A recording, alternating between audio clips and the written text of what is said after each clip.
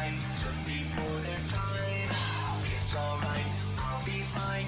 Even though they died, a part of them survived. I'll make them unalive.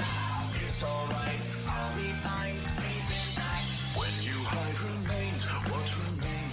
Just a remnant of the soul inside a shell. I can tell by destroying them, but this time there's no gore. Like before, wasn't pretty, but it needed to be done for my son. Fireflies, thought that they were mine. I can't believe my eyes. It's alright, I'll be fine. Running out of time. I think that I can find a place where I can hide. It's alright, I'll be fine. Safe inside.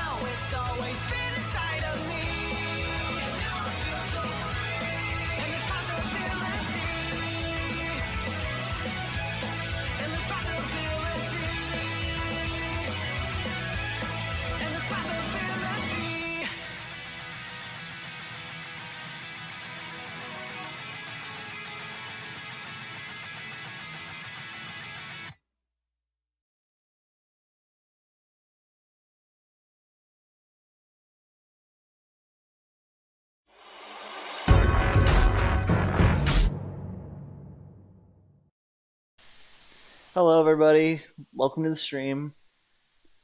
I know I posted earlier saying that I wasn't going to be streaming, but I couldn't help myself. But we are going to be continuing Honkai Star Rail from yesterday, and we will be hopefully finishing the story or getting to like a climax point, which should be pretty interesting. So let me just start the game up real quick. Play. There we go. Just making sure it loads up on the stream. I also moved my PNGTuber to be on the left because I thought it would look better, and also cover my UID. Let me just make sure. Yeah, it's on the stream. Everything's lined up. Okay.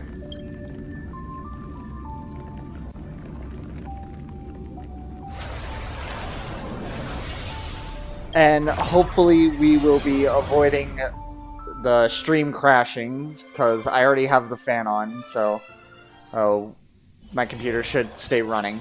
So let's get back to where we were. Here, I was fucking around with these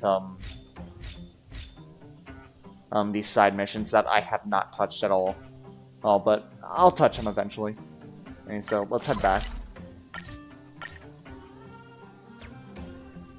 I also can't read chat on the screen right now. So I'm gonna have my phone on the side. Hey, Alonzo.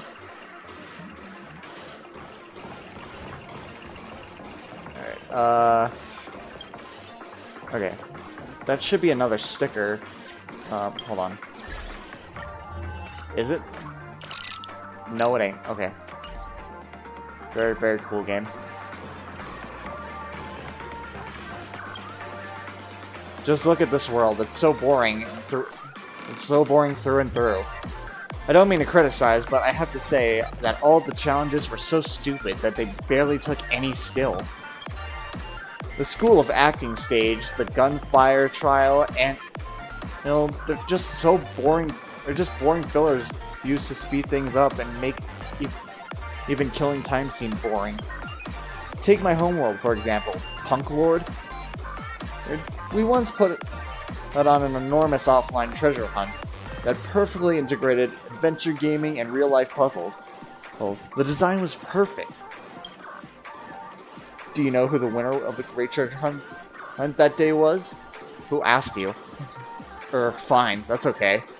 Hey, I can tell just by looking at your face you'd love to know. Oh. Seeing as you're so curious, I'll tell you who. The truth is, it was none other than me, the super hacker Punk Lord Stoneblade. Activate clockwork. What do I turn him to? Oh, shit. Do I have to go through that again? Figured out who I am. Shut the fuck up. My reputation precedes me. Okay. Are you up for a chat?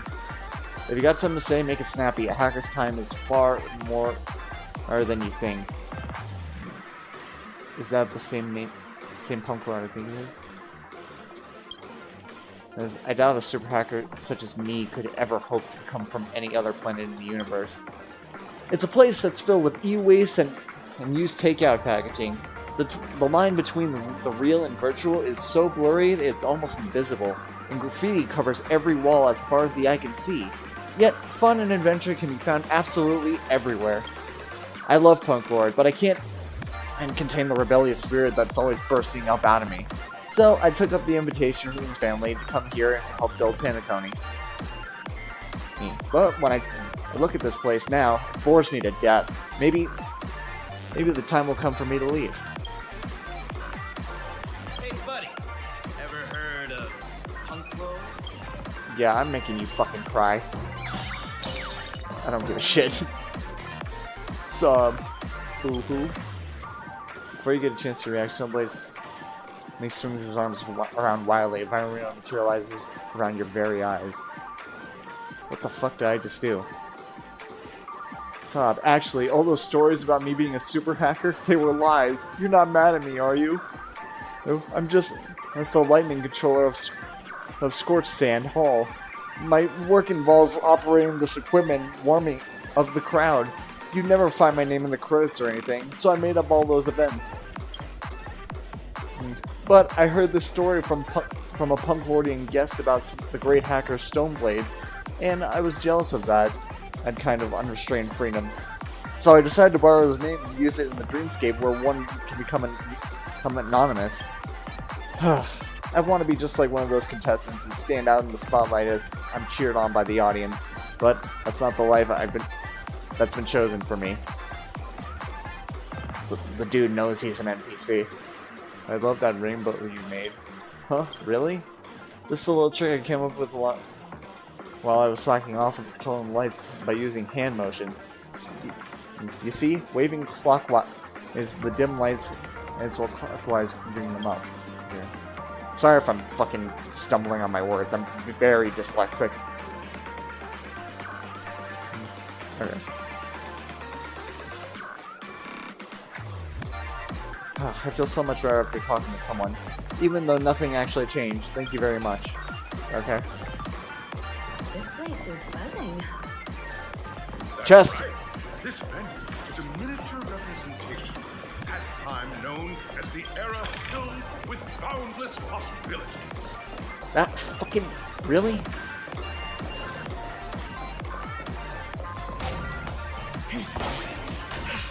Oh. Sweet.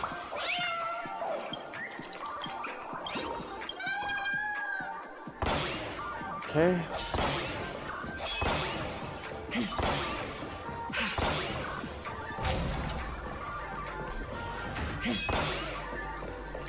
There's another one. Investigate. Investigate what? Oh.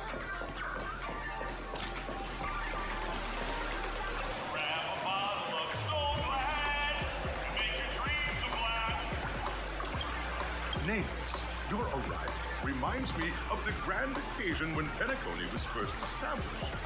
I was still a young, bright-eyed lad back then, lured here by the watchmaker's ads, full of zeal and ready to make my first fortune in life.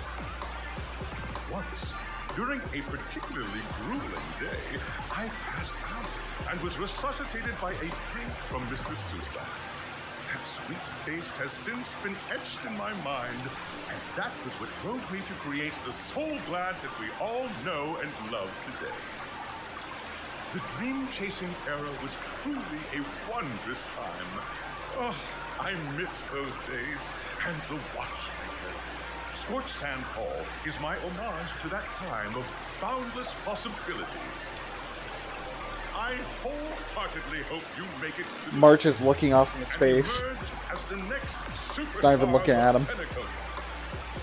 Now, is there anything you'd like to say before the competition officially begins? Nah, There's a fucking Gojo reference. I gotta say that. That's the trailblazing spirit. How about you, Miss March? Hello, everyone! Next up, get ready for the Mega March 7th Adventure, where I'm going to break the speedrun world record! Oh shit, March is a speedrunner. Trailblazing into the uncharted and challenging the limits. That's Miss March 7th for you. How about Miss Firefly? I hope that by the end of this journey, everyone will have achieved the outcome that they hoped for. Ah, a wonderful wish! Miss Kuniko, what are you expecting from your team? Safety first, everyone. Simple words, but full of force. Waiting for you are 3 stages, each connected to that era. The first 2 stages offer 2 distinct paths to choose from, with unique challenges on each round. And in the last stage, you will face off against a champion who has defended the title to this very day. A beloved contender whose noble virtues are unrivaled. Those are the rules. Simple. Everyone clear? Now, I hereby announce that the 33rd Scorched Sand Festival of the 20th season, sponsored by Soul Glad Enterprises, has started. Hopefully there's some actual combat in this fucking mission. Everyone, as the Charmony Festival is drawing closer, we must reach the end as quickly as possible. Factoring in efficiency and safety, splitting up into 2 groups is the best choice. March and I haven't known Miss Firefly for too long. Oh shit! and Yay! I'm More familiar. time with Firefly. It would probably be better if the 2 of you paired up. Fine by me. Let's do it. All right. I don't have a problem with that. Oh shit. Enough chit chat. Let's do this. Say what now? I get to pair Firefly, and there's no catch. It'll be a shoo-in with me around. Hold up! Has any of you even bothered to ask me for my consent to this? I don't know. We'll split into the assigned groups then. Let's not waste time. Oh boy, I love the golden saucer.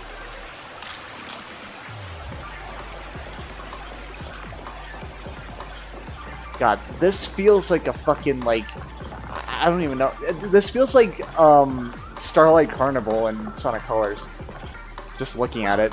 Plus there's a bunch of pinball shit. So Glad Enterprises 33rd Scorch Sand Festival of the 20th season. Dream Play Fantasia. In this stage, you can choose between 2 challenges: the School of Acting or School of Action. In the School of Acting Challenge, you have to complete 3 performances from 3 scripts and move Oh, the God. judges. In the School of Action Challenge, you have to defeat 3 groups of enemies convincingly and reach the end. Alright, well that's easy. Now, make your choice. I'm obviously gonna do the action one. Alright, F.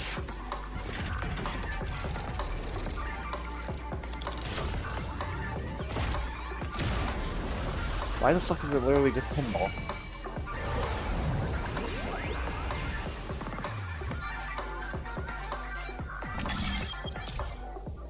Click the button on the tracks and select the challenge arena to go in. Okay. Action challenge. The champion's crown awaits you on the stage. Welcome to the arena of action stars. Oh God, I'm getting fucking notifications from my phone from Bumble. Competitors, allow me to introduce the rules of this challenge to you. Sorry, ladies, I got fucking There are a total of 3 waifus to stages pull for. ahead, each with their own challenges.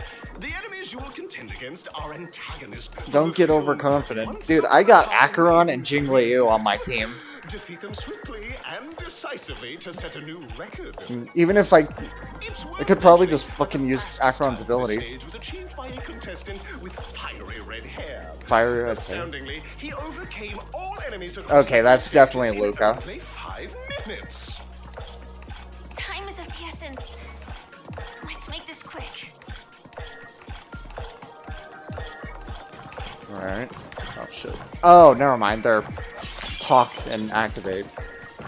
Let me just do this then. Watch this. Contestants, you are about to confront the monsters of the primordial dreamscape. During this period, Penacony was nothing but a barren wasteland.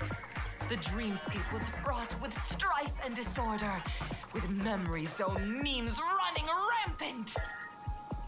As dream chasers who've come to Penacony, defeating them is your first step towards success. All the Soul Glad is ours. Bubble Hound who's been forced to play a monster. The Soul Glad from ours.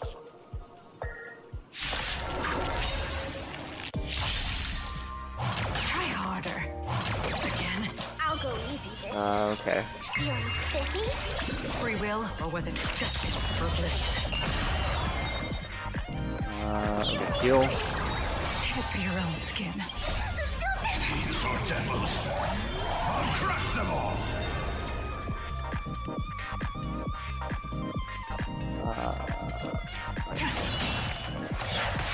Oh shit. Alright, don't Let's panic. play for a while. Let's Is this? find the answer.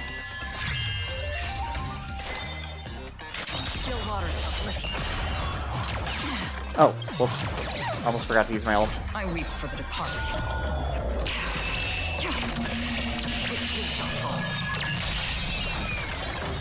Oh shit. Top prize. Is that like a lucky thing that can happen, or is that's just what happens when you kill them?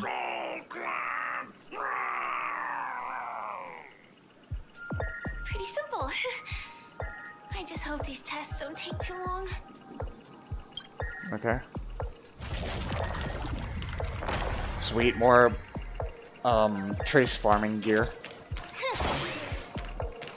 Let's see. There's no chests around, I don't think, besides that thing. Oh no, here's one.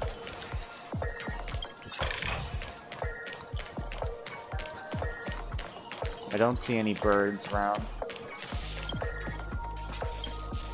No, very cool. Yeah.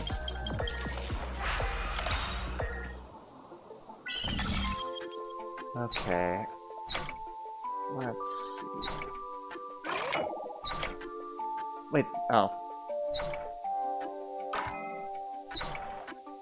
What the fuck? Oh, I gotta flip this one. There we go.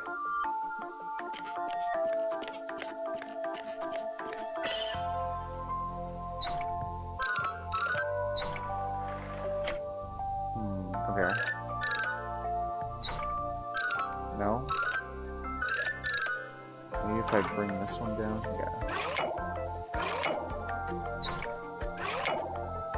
It's definitely like that.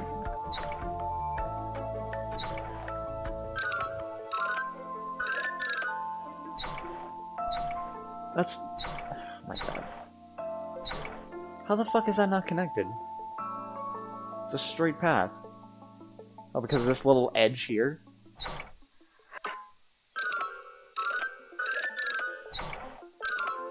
No.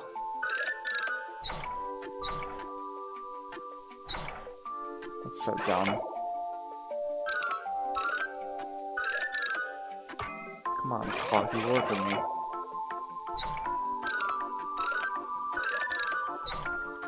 It looks like I'm doing the right thing, but it's just not working.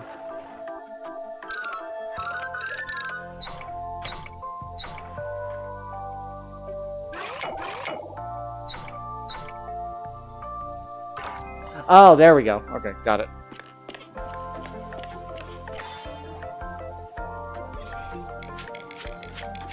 Okay. Nice. What are we sitting at wishes-wise? Alright, 71. I guess I'll get this achievement real quick.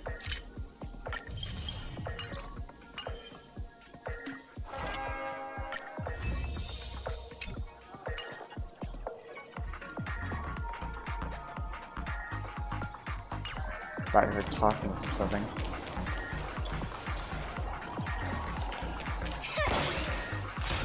Nope. Oh, bird. Where is it? There it is. I was wondering why I couldn't pop the fucking thing.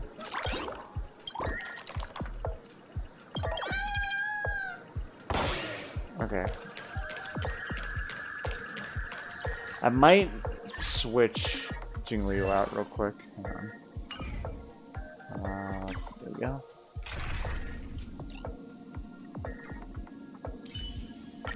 It's your call. What kind of dance do you... Watch this. Congratulations on becoming the first group of Dream Chasers! Answering the call from the Watchmaker, you are disappointed to learn that Penacony isn't paved with gold.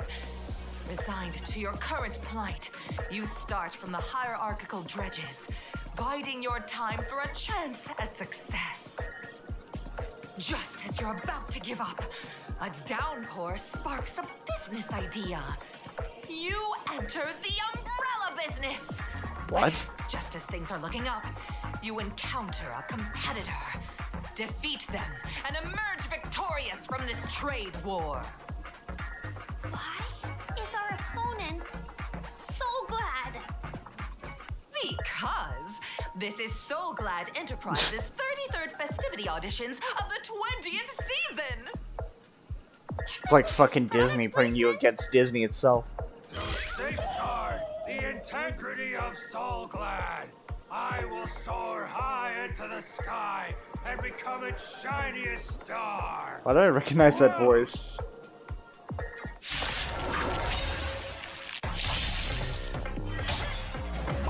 Mind your manners.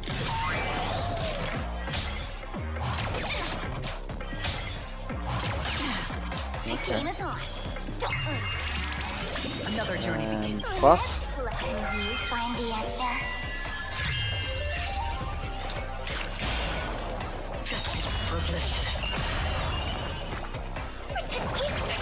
Master's hand has truly blessed me. Ill tidings manifest. He's going for it. I weep for the departed. Fuck, this guy has a lot of health.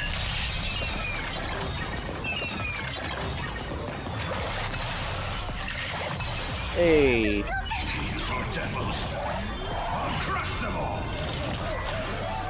Let's play for a while. Alright. Weaknesses aren't gonna hit, so I'll just buff Black Swan. Ill fate is Do this, and then this. beneath the water lies an endless abyss. Stay put. Get him. You dare attack me? Still waters uplifting. Can you find the answer? Oh my god, why does this gorilla keep going in so much?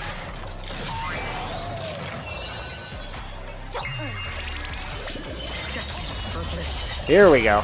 Okay. Oh, sweet. Never mind.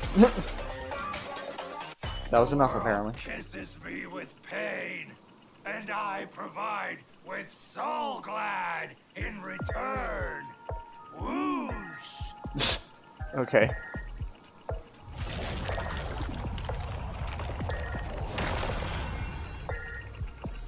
Very unique dialogue.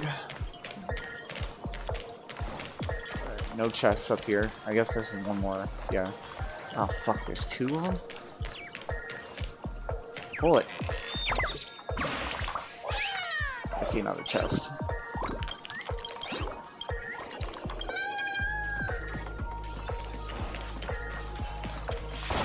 I really need to heal. Oh, fuck you. Maybe I can just get past it without going. Never mind, I need to beat it. Hold on. Fucking.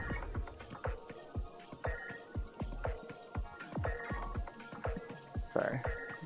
I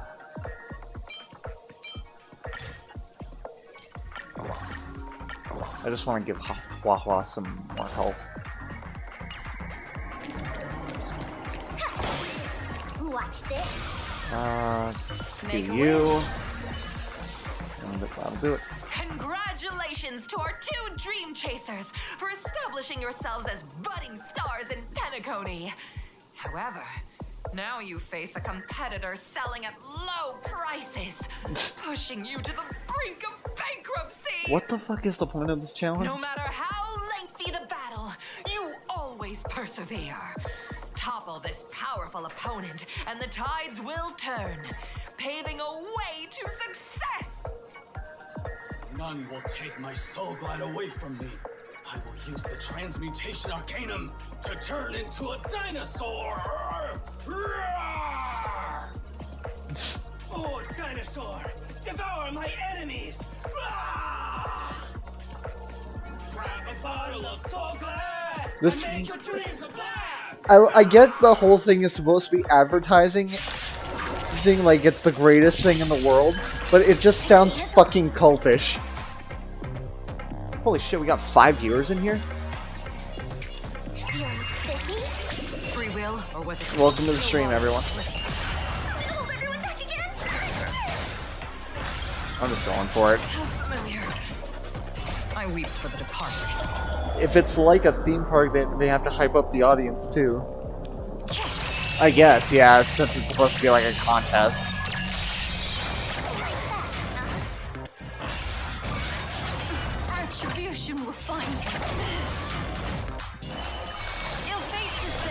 Alright. And do this. Buff. Find the answer. Just for bliss. Nice. I can do this. I'm just gonna heal. Don't worry. Because Just a script. one of them's already broken already. Crush them all.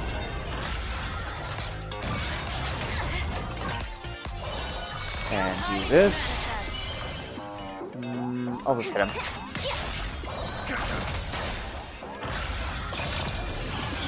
Yeah, that sucks, but Another journey whatever. begins. He's dead anyway.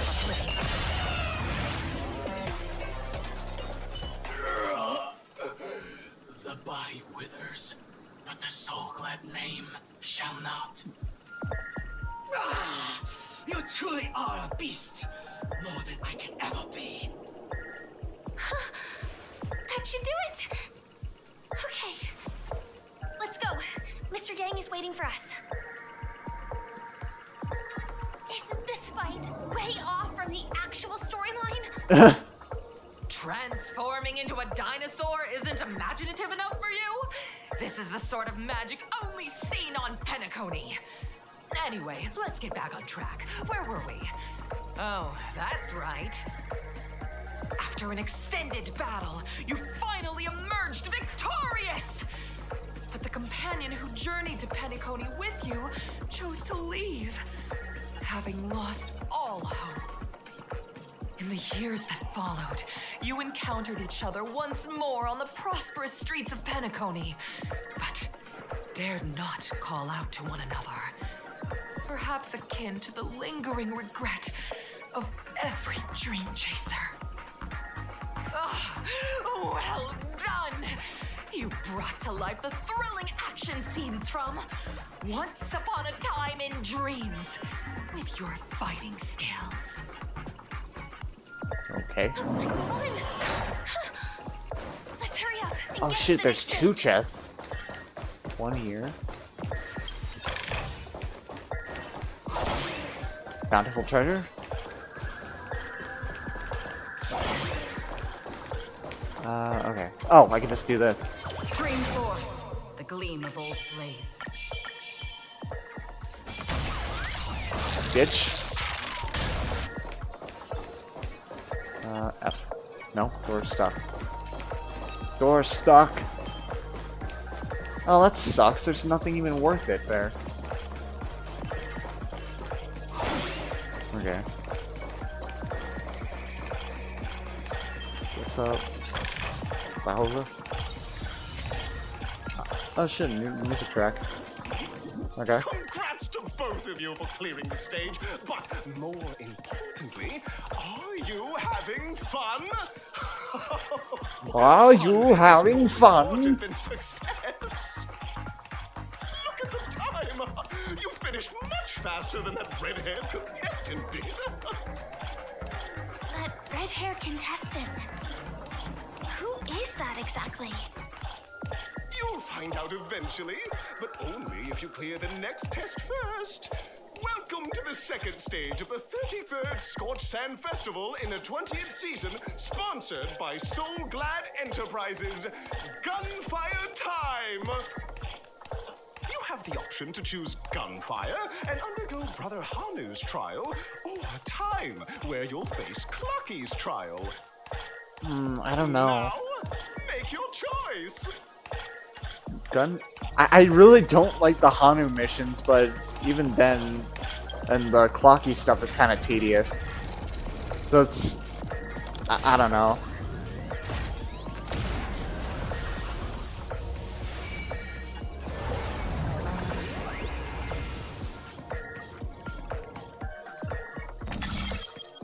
Okay.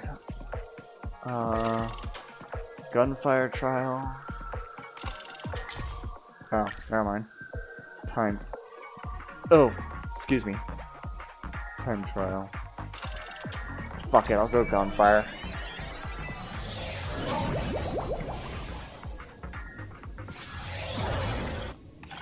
Dear friend, friends. Welcome to the enchanting universe created by the Watchmaker. Awaiting you is the morally dubious yet ever charming character from the animated Clocky series, Hanu. It is said that these cartoon characters were inspired by the Watchmaker's own experiences. According to research by Clocky scholars, the original Hanu of reality shared a deep friendship with the Watchmaker, akin to comrades in arms. Enter into the world of Hanu via the TV by the entrance and partake in an enchanting and suspenseful story with him. Good luck in there. If it's a gunfire trial, we should be able to settle this with a fight, right? I hope this won't waste too much of our time.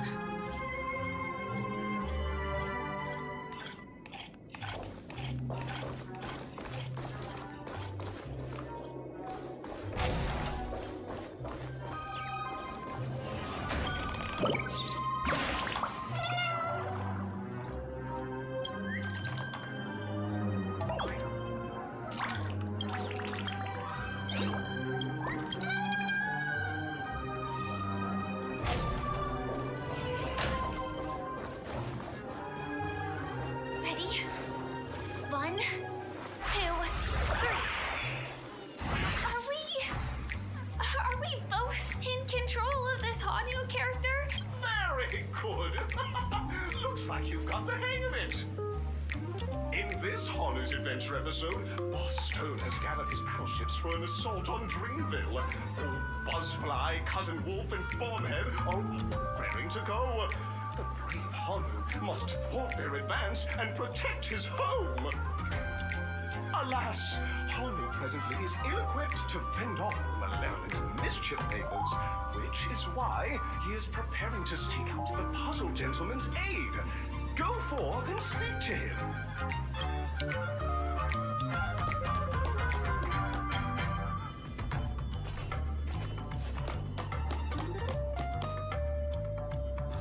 Oh, brave Hanu, you look like you could really use some help. Long time no see, Hanu. You look pretty stressed out. How about an intense and thrilling game of Dream Jigsaw to blow off some steam? Oh. Let out a really cool sounding hump. Might be the coolest hump in history. Oh my!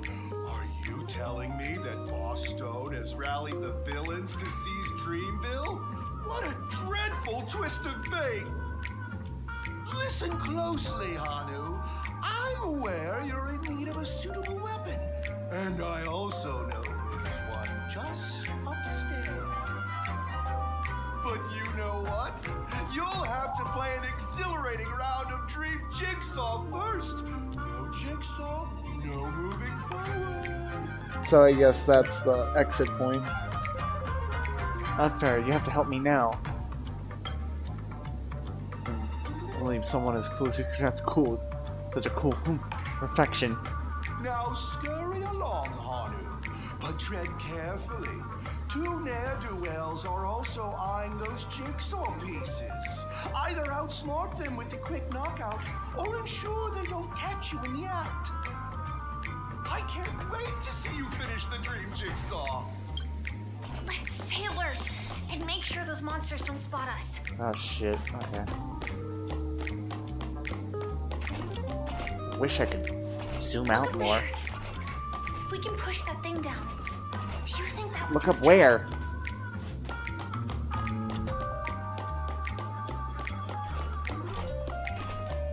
Oh shit. How the fuck did he see me? Oh.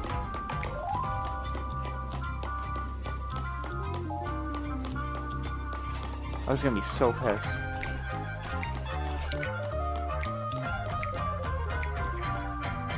Come on, hurry up. Teleport, teleport. There you go. Give me the bird.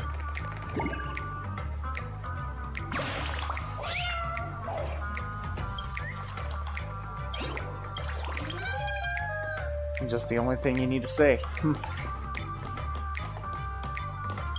Okay, that's 2 so far.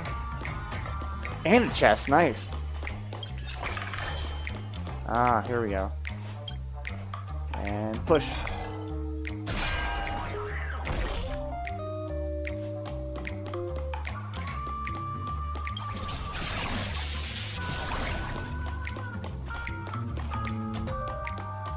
Finally, that's all the jigsaw pieces. Oh, that's all of them? Let's hurry back. Alright, there's no more chests here. Okay. How do I root? Oh, click on.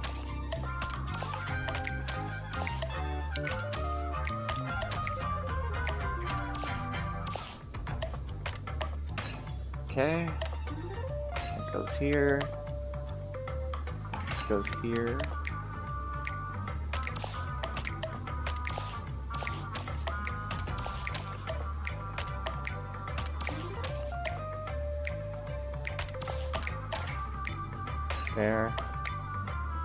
There, there, and there. Oh my! The exquisite sensation of perfect delight. Hurry now, Hanu. Touch that TV set and transform back into your old self. Then head upstairs. Your weapon awaits you there. Are such haphazard instructions really okay?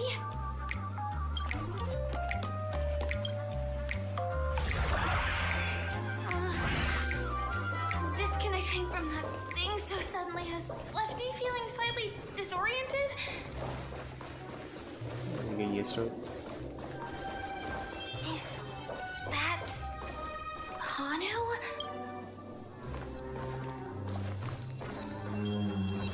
Oh god. Oh shit. Oh my god, he's so cool! Oh. I know how to answer this one. When it goes to What exactly is he talking about? Tick-tock! It's time for me to make an appearance! You come here too? The plot thickens. Help. Clocky? I can also see him. Is this character part of the show? In Dreamville, Clocky is everywhere and can do anything! Like right now! I can be your translator! Tick-tock!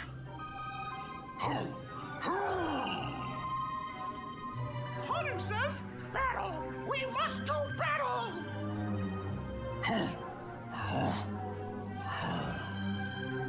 The enemy is at our doorstep, and we have no path of retreat for the future of Dreamville! Touch that suspicious-looking TV right now! Oh boy. So they just jumped inside that TV. Yes, that's what cartoon characters do. Logic in this plot and dialogue is really being pushed to its limits. Oh my god, Firefly is a cartoon reviewer.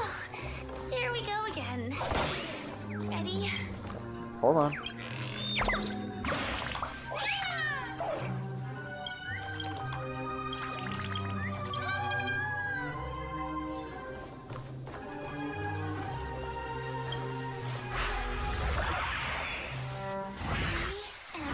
Gradually getting used to this. Who knows? I might even be able to perform some high-level moves with Hanu. No? Did someone say high-level movies just now? That's right, pal. Why do you say movies? The script is just exploding with all sorts of high-level shenanigans. Last we saw, Hanu was preparing for battle. Suddenly, he hears heavy footsteps coming from the hallway. The mischief makers have broken into his home. But brave Hanu won't go down without a fight. They sprint for the storage room, ready for a do-or-die showdown against the baddies. But we still don't have any weapons in hand. Guess what? Hanu's favorite bazooka just so Bazooka? storage room. Fucking putting so much emphasis on words. What a coincidentally convenient plot twist. It'd be even more awesome awesome if the organizers allowed me to wear armor. Out of your element. Oh shit, chest! I passed it!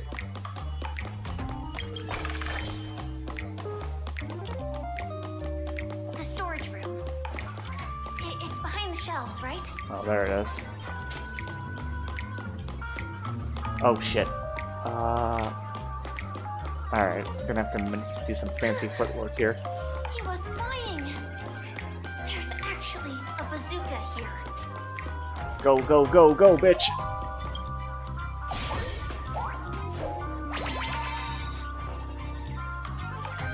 Now we should have a way of dealing with those baddies.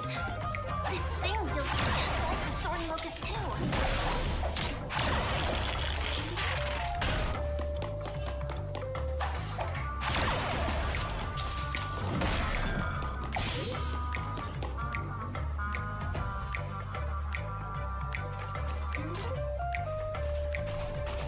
Oh shit. Careful. It looks like we've got more company. Get ready to fire. Don't worry, I got this.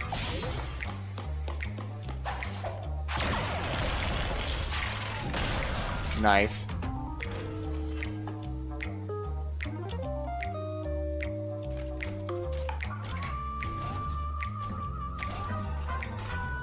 Oh my god.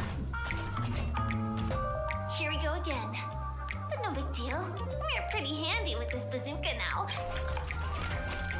Oh god, they're even moving around a lot.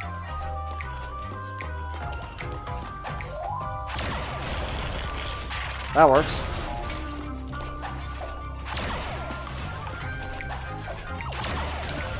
Oh shit. Ow! Alright.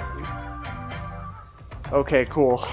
No, the not-so-unstoppable Hanu has actually fallen. Quickly, return to the battlefield and seek revenge against the bad guys. Why is this playing again? Here we go again. Yeah, I know. Nice. And then blast this. Then this one. What the fuck? Alright, don't move. There we go. I need rockets. That should be all of them, right? Oh, Mother! Hanu is on the street! Everyone! The stage is complete! Quickly! Head through the TV to the next stage! Okay. Wait, can I get that thing as Hanu, or do I need to be the Trailblazer? I'd need to be the Trailblazer.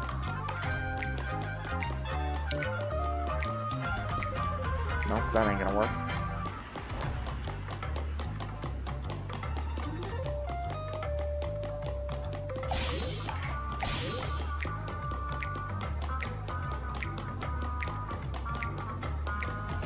That up.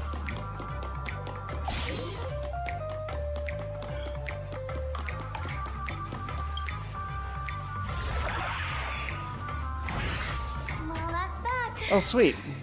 But it is gonna be hard to let go of this bazooka. Never mind. Let's hurry over to the next stage. Money.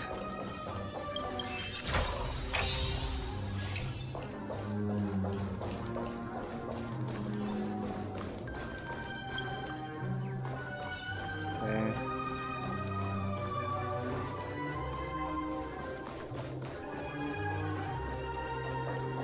More money. And music.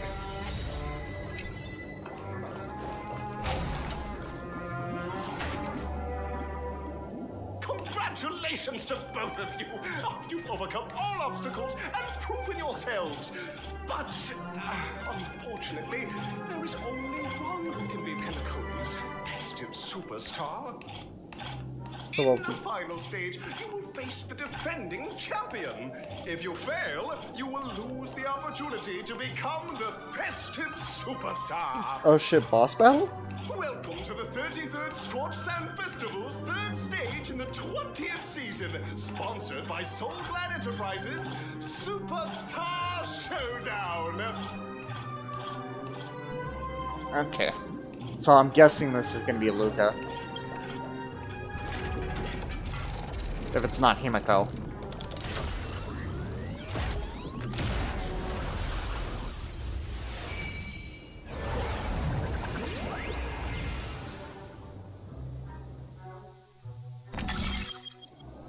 Okay. Showdown Arena 2, Showdown Arena 1. What's the difference? Alright. I'll just do 2, I guess.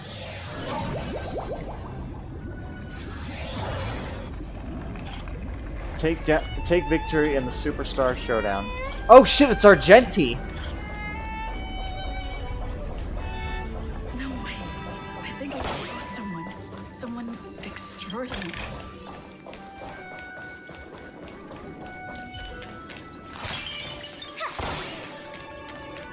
Watch this.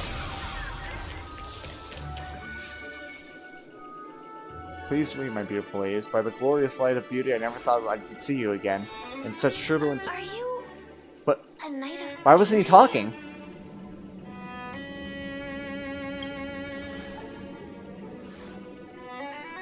What? Why the fuck isn't he talking?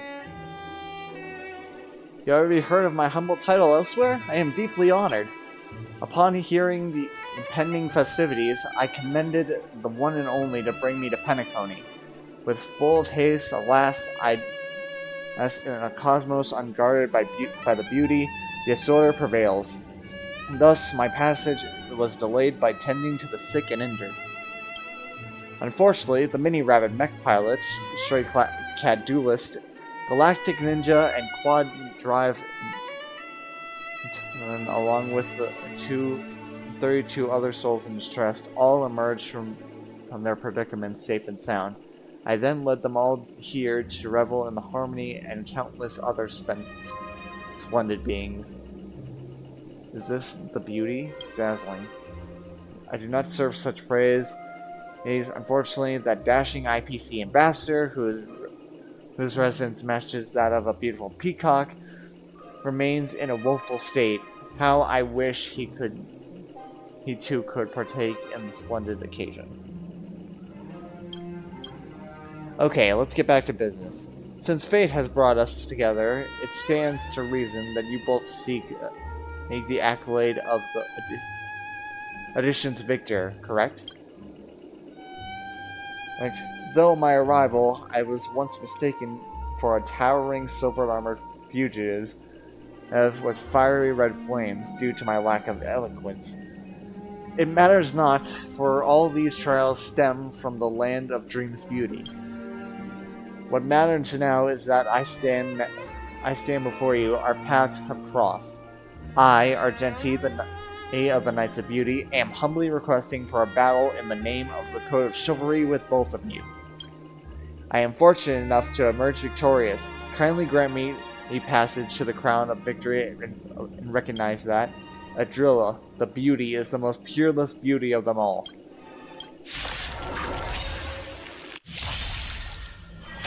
Behold, this symbol of pure... Why the fuck isn't he talking? Memories are... Could they not get the voice actor?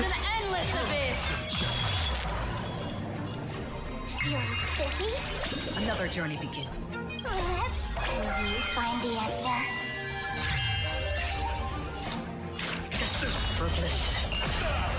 I should have equipped Jean Liu. Whatever.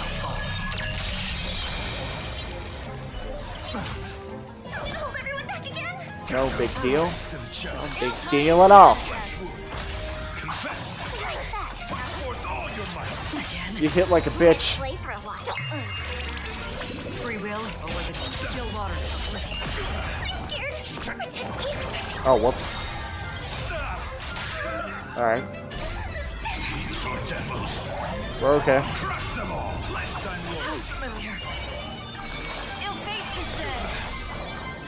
Can't do that yet. Will you find the answer? Heal. Don't worry, it's just a step for a glitch. Oh my god, how are you not dead yet? I'll go easy this time. Feeling spiffy? Another Still waters are pretty.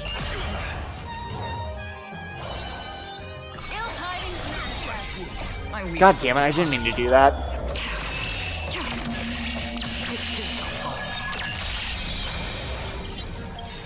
Behold, this symbol of Alright, pure this should help. The water lies an endless abyss. duel commence. Stay put. Oh god.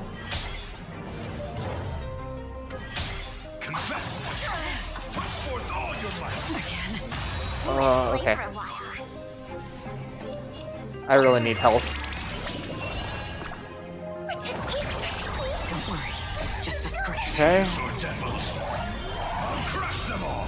Let's look who you find the answer. Alright, we're good. Oh my god. What do you want to know? Flesh wound. You are fighting a gentleman. Put forth all your might. Rise to the challenge. Okay, good. Okay, very good.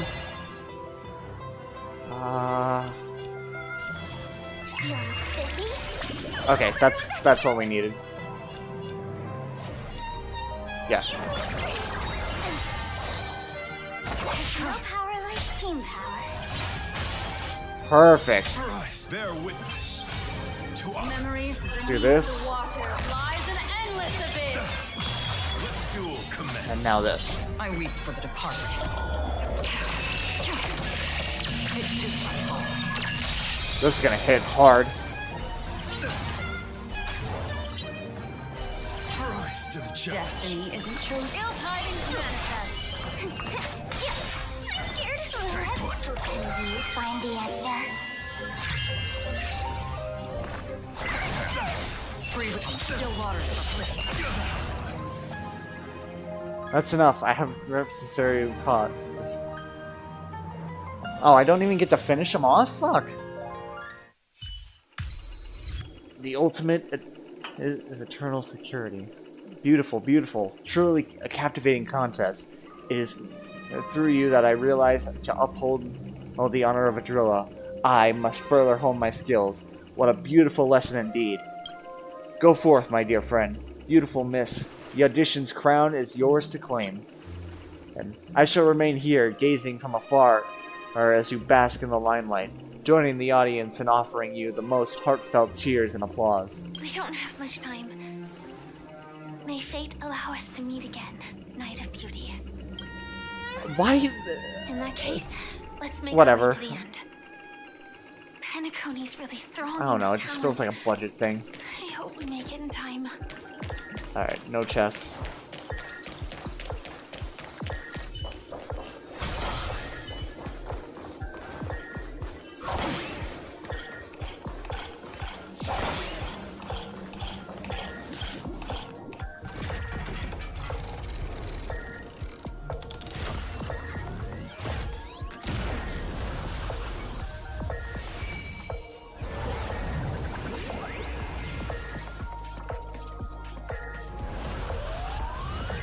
Yep. Yeah, I did it.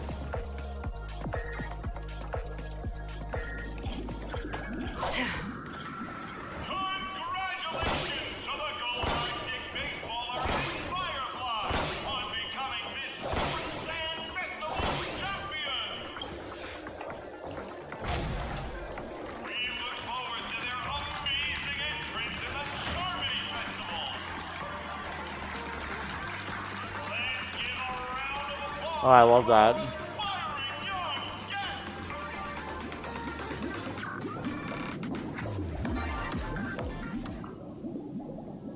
Neat. Congratulations to the both of you on becoming the festive Oh, superstars the of auto this isn't on. year's Charmony Festival.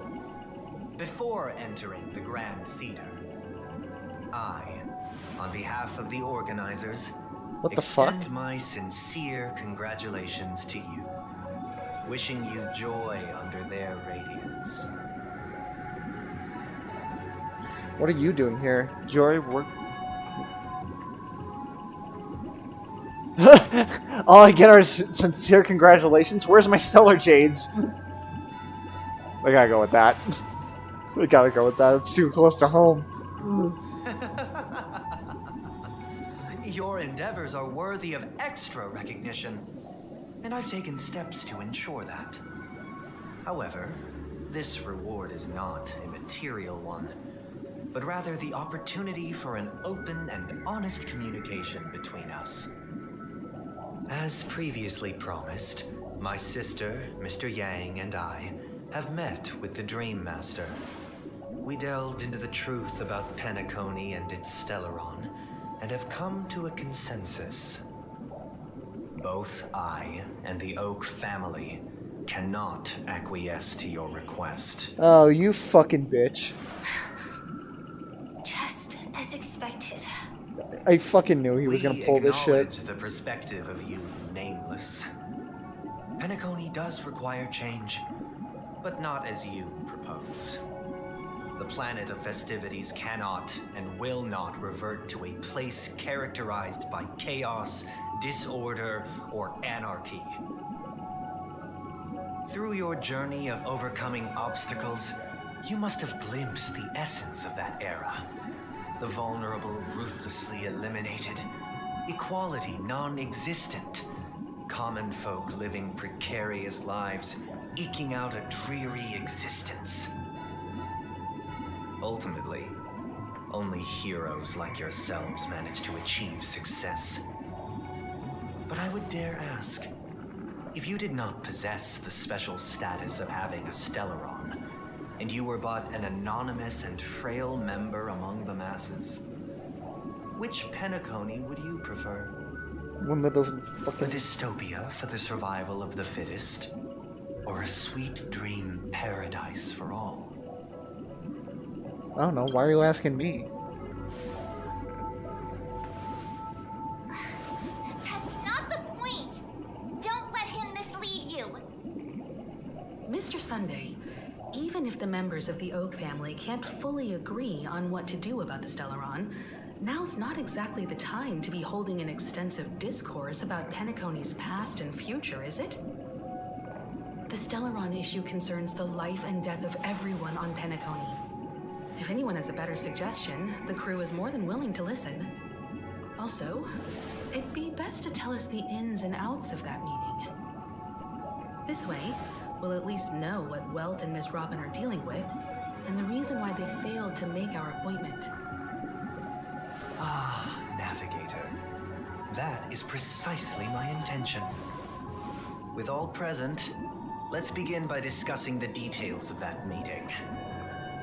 Let's talk about our tribulations and choices, our ideals and beliefs, and our final course of action. The only path to take.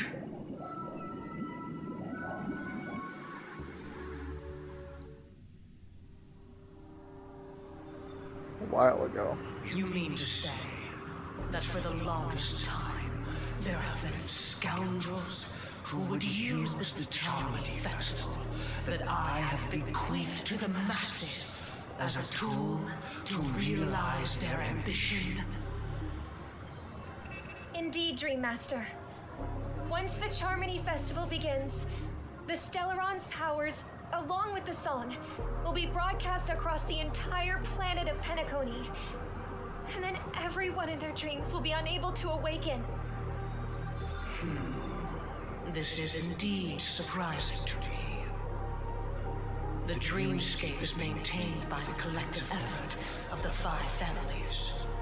If someone were to use the Charmony Festival to recklessly disseminate the power of the Stellaron, this individual must hold a position of great authority. Do you have any suspects? I'd like to ask, did you really not know of the Stellaron's existence? I would have never thought that this Nameless would point the spear at me. Quite astonishing indeed. It says the fucking guy possessing people. If I have offended, the Astral Express extends its sincere apologies. But the current circumstances are dire and leave no room for meticulous inquiry. We're doing this out of concern for the Dreamscape's safety. So, if you could, please alleviate our concerns. Dream Master, it's just to prove that the Charmony Festival has nothing to do with the Stellaron. If we're being overly cautious, I will return to the stage to offer tribute in song, just per the arrangement.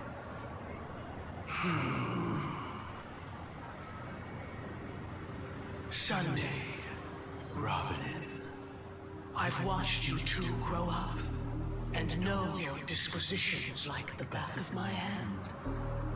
Both of you, right now, can surely be lauded as their most devout advocates. I already know your resolve. The magnitude of this matter is enormous and cannot be taken lightly. Since Mr. Yang has asked with such earnestness, I will personally respond in kind. If there is a need, the entire Oak family will be mobilized to heed your call.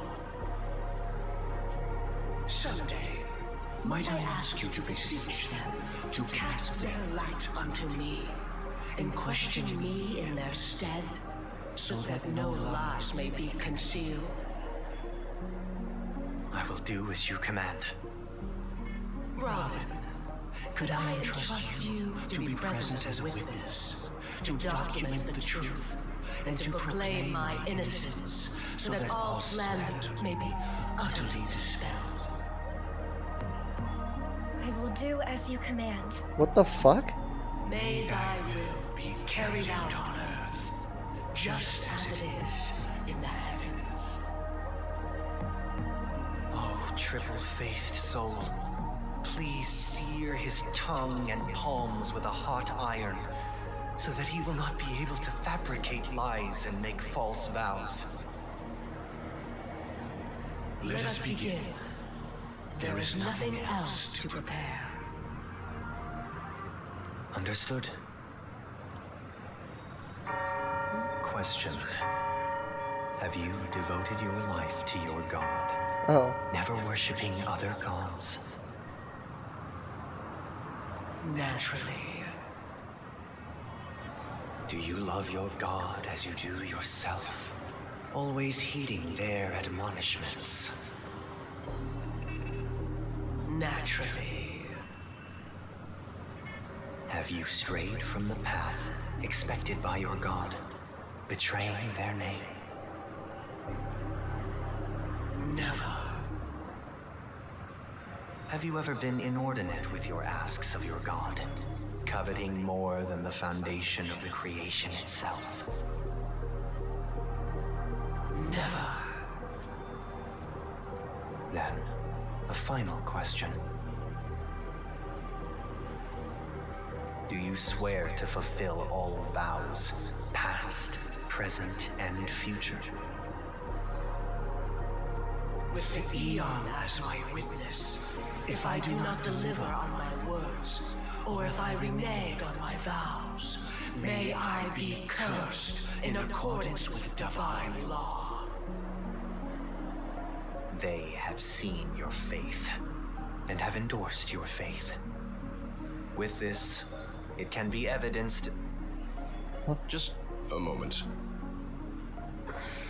What is it, Mr. Yang? He's so in cahoots. I have another question I hope to have answered. To my understanding, the family's harmony and prosperity have never relied on so-called divine laws. Oh, he smelled bullshit. The god you both mentioned, are they truly Shive? Mr. Yang should know that those belonging to the family toil together as if they were kin, embracing solidarity and unity under their light. All duplicity is laid bare before the harmony. Such a delicate and complex symphony. Which other god could perfectly harmonize this, if not for the Great One, Shipe? Perfectly harmonize it. Therein lies the problem.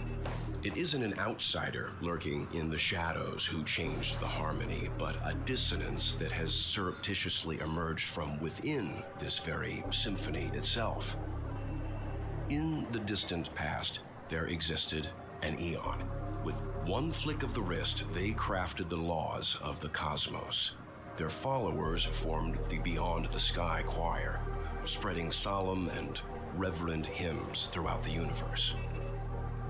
Later, they fell. The route traversed by this eon clashed with the harmony, ultimately being absorbed and fused into it. The chorus that once reverberated across worlds fell silent, and when it echoed anew, it was transformed into the hymn of harmony.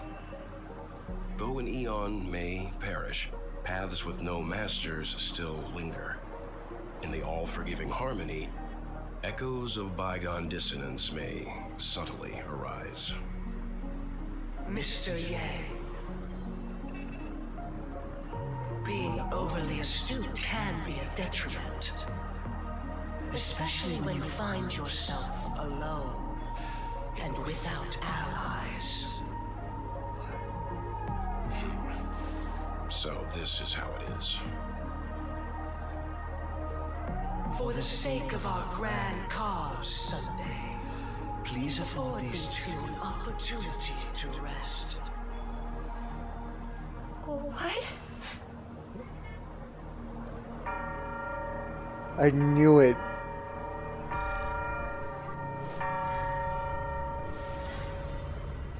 Sorry, Robin. It's just you. I did not wish for you to know this. You motherfucker. It's a pity that things have turned out this way. So, this is the true reason I can't sing? The shadow that envelops Penacony is actually... We were never children of the harmony. Our ideal paradise could not have been crafted by Shipe. True bliss can only be guaranteed by the one who transcends the many. Within the foundation of law, humanity establishes civilization, and through harmony, we obtain order.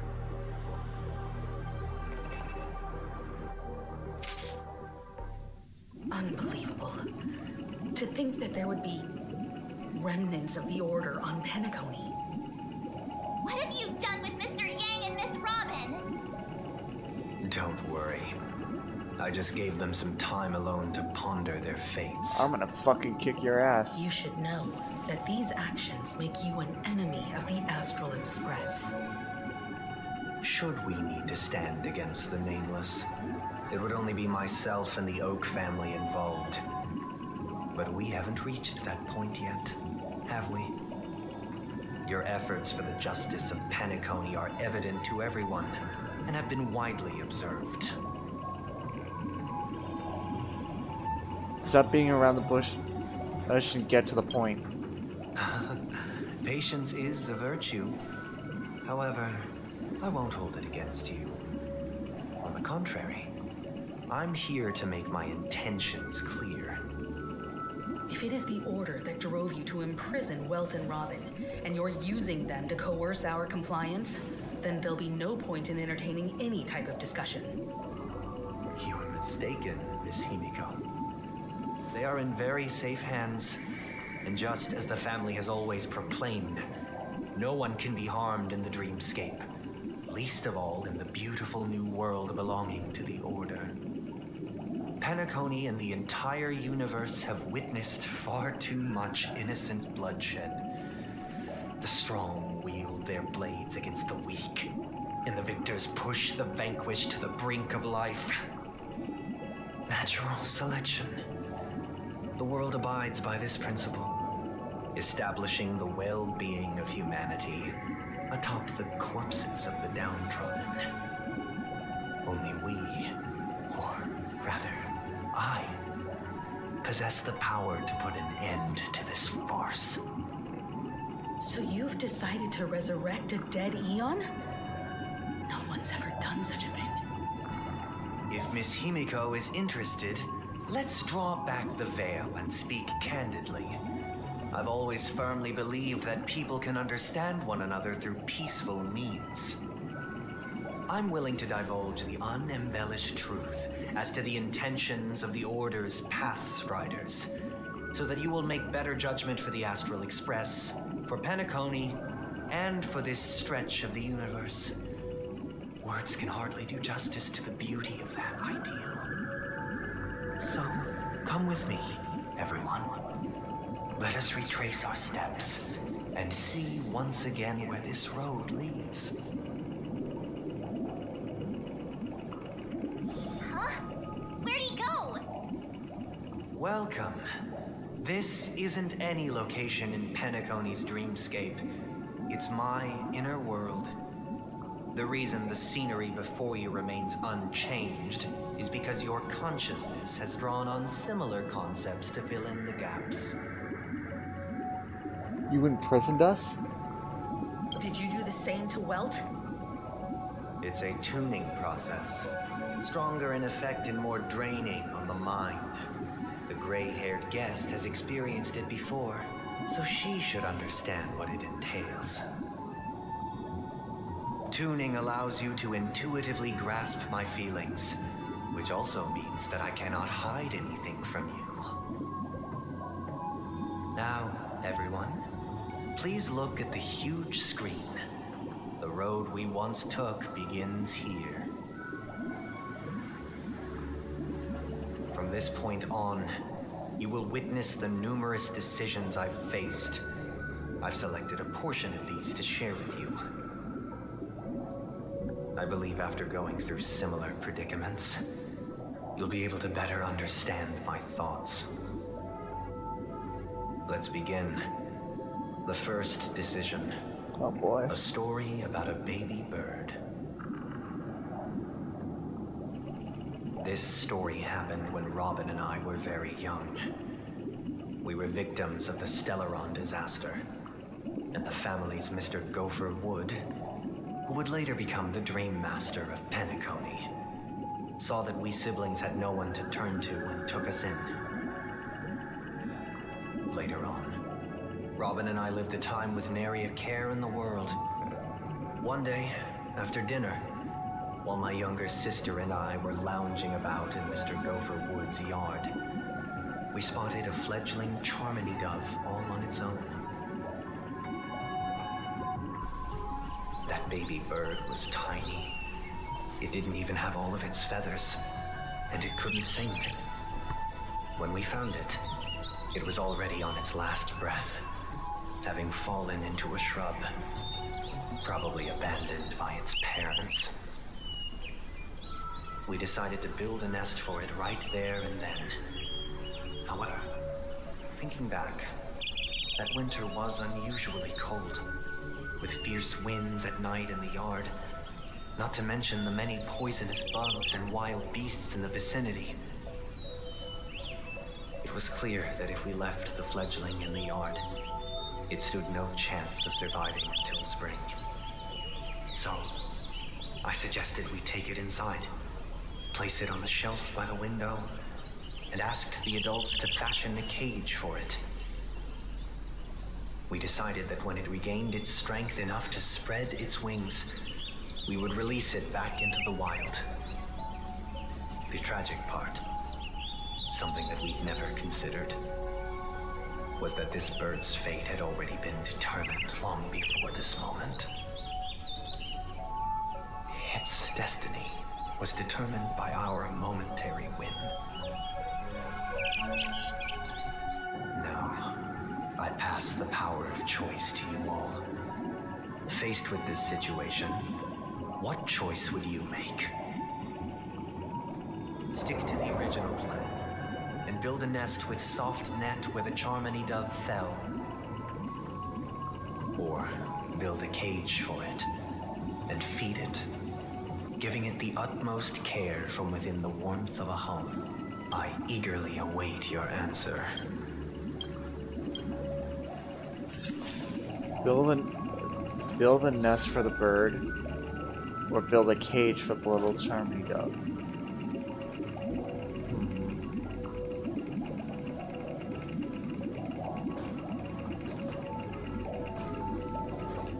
Talk to the others and see what they think. I'll talk to them.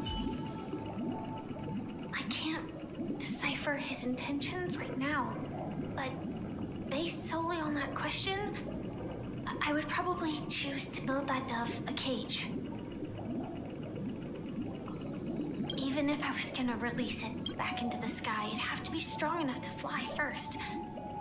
If I left it where I found it, I fear it'd never get the chance to fly ever again. Okay. Here we go. It looks like he really has no intention of imprisoning us. If it's just a quiz, I suppose it's fine to humor him.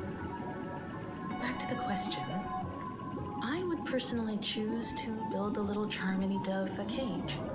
Really? No special reason. I do think that a fledgling should have the right to fly into the sky. But if it can't even live to that point, then there's nothing to talk about to begin with.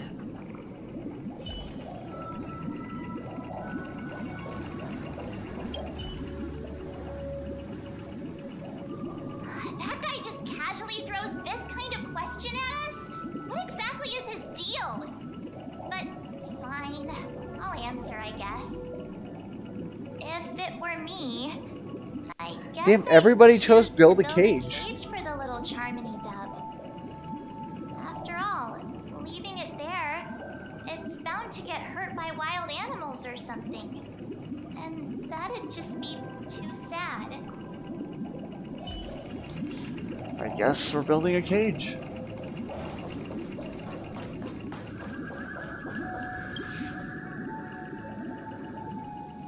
We'll build a cage.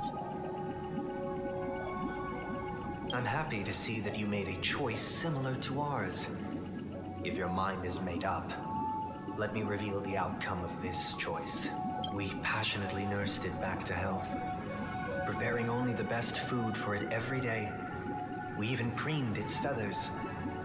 Later, on the day that Robin left Penacony, we opened the cage door and let it fly back into the sky. I watched it for a long while by the window, probably about 3 or so days.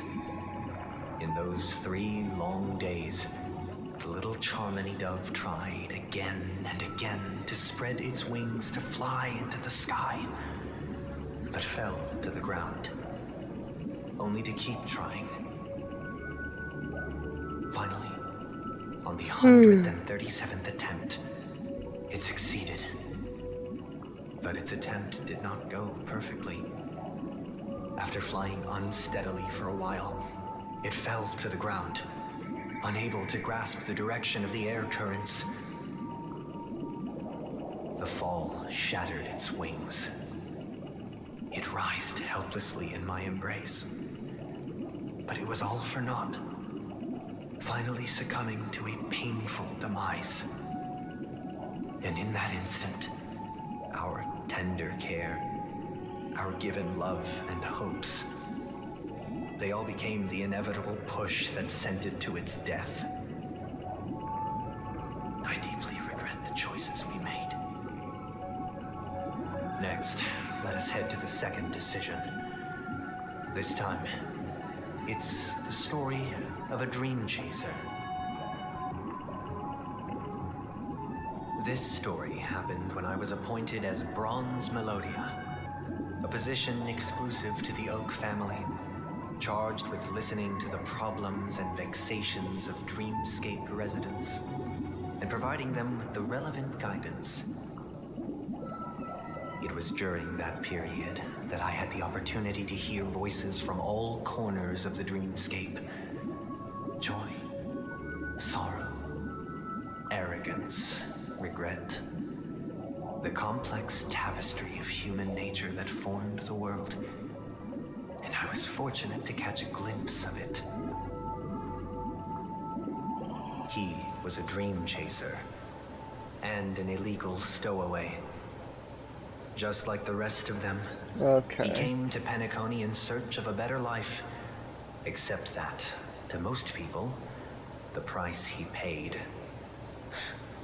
I suppose you could say it was everything.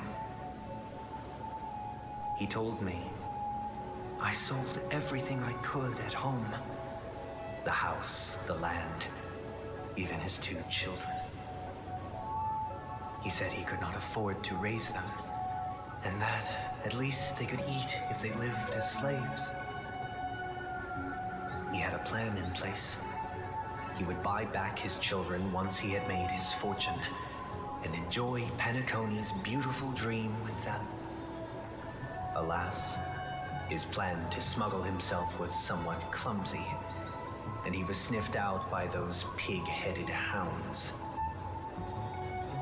After hearing the Dream Chaser's story, I immediately appealed to the Bloodhound family to cease their pursuit. That way, at least he could live peacefully. But I was still too naive to the ways of the world. I did not anticipate that what I thought was a kind gesture would later lead to dire consequences. I'll tell you the outcome soon. For now, I'd like you all to make a choice. Will you do as I did and try to convince the Bloodhound family to stop their pursuit so that the Dream Chaser may live peacefully and realize his wishes? Or will you remain silent, leaving him to languish while the hounds are hot on his heels until his inevitable judgment arrives?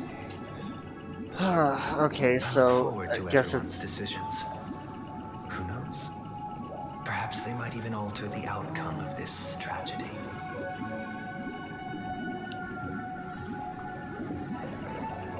No, I gotta talk to everybody again.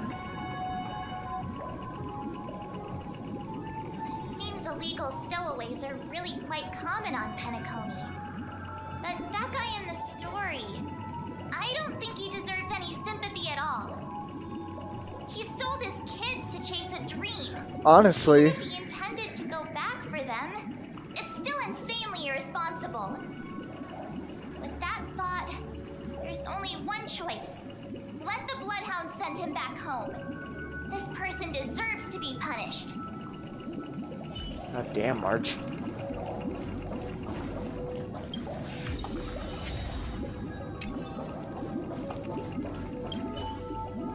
Alright, what do you think, Himiko? A dream chaser story. If I acted out of kindness, I would probably ask the Bloodhounds to stop their pursuit and lend him a hand.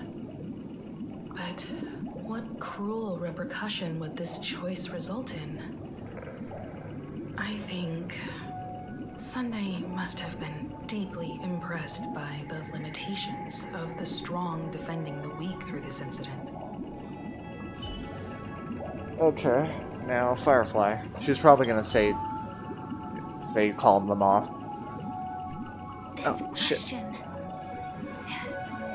Surely it has some connection to the baby bird story. And this connection is precisely the breakthrough Sunday aims to use to persuade us. I'd probably choose to ask the Bloodhounds to cease their pursuit. Shit, okay, 2-1. So it's up to me to make the final decision. Remain silent and enforce the law. Convince the Bloodhounds to cease their pursuit. I don't know, man.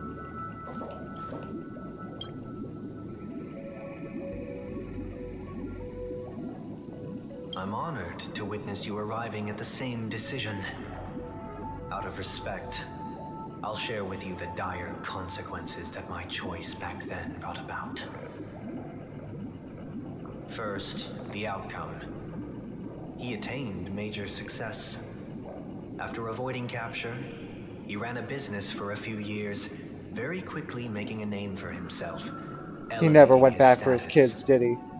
He might not have become a tycoon like old Audie, but he was considered a character of excellent repute. Now then, did he realize the wish he set out to achieve? No. The last time I saw him was in the real world, where the hounds were going to permanently exile him, and I was the accompanying Bronze Melodia. The mission was simple. Listen to the criminal's repentance.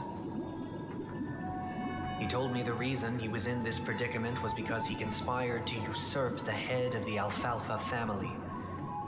When I asked him about his 2 children, he instead responded with a question.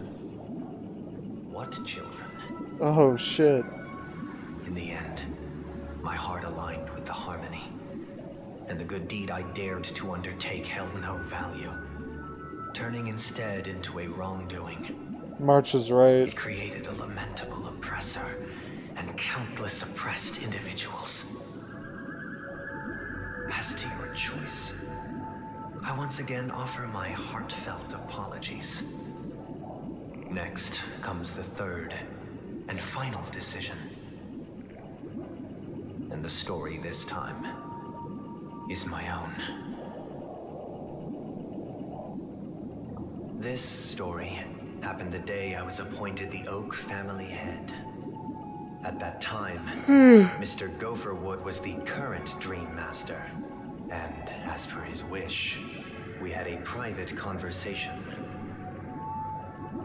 What surprised me was that the Dream Master had only come to deliver a letter to me.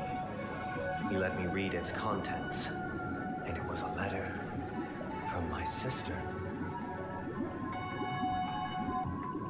The letter contained the usual pleasantries, anecdotes from her travels. Nothing out of the ordinary. Just as I started wondering how this letter related to our discussion, the Dream Master began to speak. Do you know who wrote this letter? My sister, of course. But why would you personally visit me to hand me a letter from my sister containing mere trivialities? To help you grasp the full scope of this issue. Do you know where Robin is at this moment? From what the letter indicates, she must be in Caspelina 8, correct? She's touring there right now. Correct. Has she mentioned anything about a stray bullet? A stray bullet? What? A war has broken out on that planet. It is because of this very reason that Robin chose this destination. To spread the word of the harmony. And to save the lives of that planet. She personally made for the front lines. She hoped to ease the people's suffering with song, and was willing to brave mortal danger to deliver the IPC's medical supplies. Unfortunately, stray bullets show no such compassion. Is she all right? If the operation was successful, she should probably be recovering in the field hospital. By the eon above, the bullet struck her neck directly, yet possibly as a reward for her consistent deeds of harmony. It didn't hit any vital arteries. Once you've attended to your outstanding tasks, it'd be advisable to write her back as soon as possible. Those damned savages! I'll pack my bags right away. My gratitude for bringing this to my attention, Mr. Gopherwood. Now you understand why she always wears such elaborate neck ornaments, don't you? How could this happen? Miss Robin. It's all in the past, so please don't worry. I share this in the meager hope that you will understand the harmonies limitations and predicament. As grandiose as the strong defending the weak sounds, many times, it is nothing more than wishful thinking. Likewise, I've prepared one last question, one last choice. But rest assured, this choice will not have any grave consequences. Because this is merely a figment of imagination, a nightmare that has haunted me through countless nights.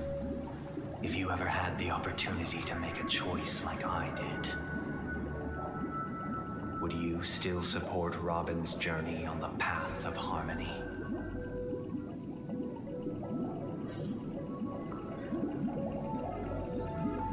Shit, okay.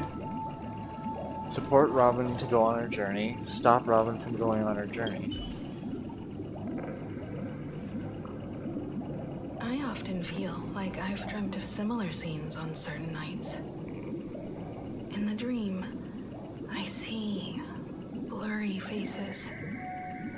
I don't know who they are, but I sympathize with all of them, fighting for survival against some unfathomable force. Their confusion and fear are lucid to me, but I also remember they chose never to give up. Just like Miss Robin. If Mr. Sunday's question leaves you puzzled, you should find the answer from your own experiences. With each trailblaze, dangers and tribulations will surely follow. But would you ever back away? Would you stop March and Don Hung from reaching their next destination? I believe you have an answer of your own in your heart.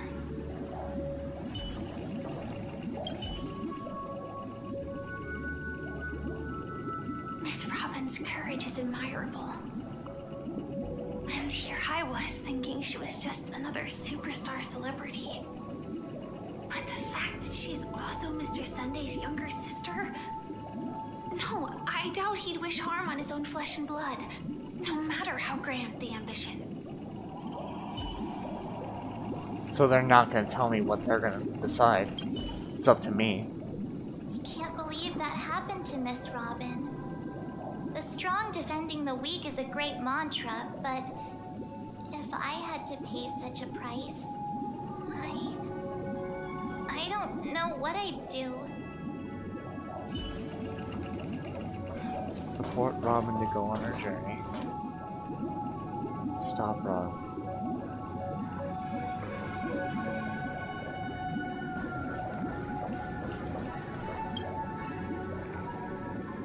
Yes. I see. I am now aware of everyone's stances. Raising these questions merely serves to illustrate one point. The plight of Penacony cannot be salvaged by the harmony. The true foundation for a sweet dream paradise can only be established through the order where the strong govern the weak. I know the suffering of being tormented, the turmoil of losing your way, how sorrow and even despair set in when matters don't work out. All of this causes me unending pain, because this is not what happiness is at all.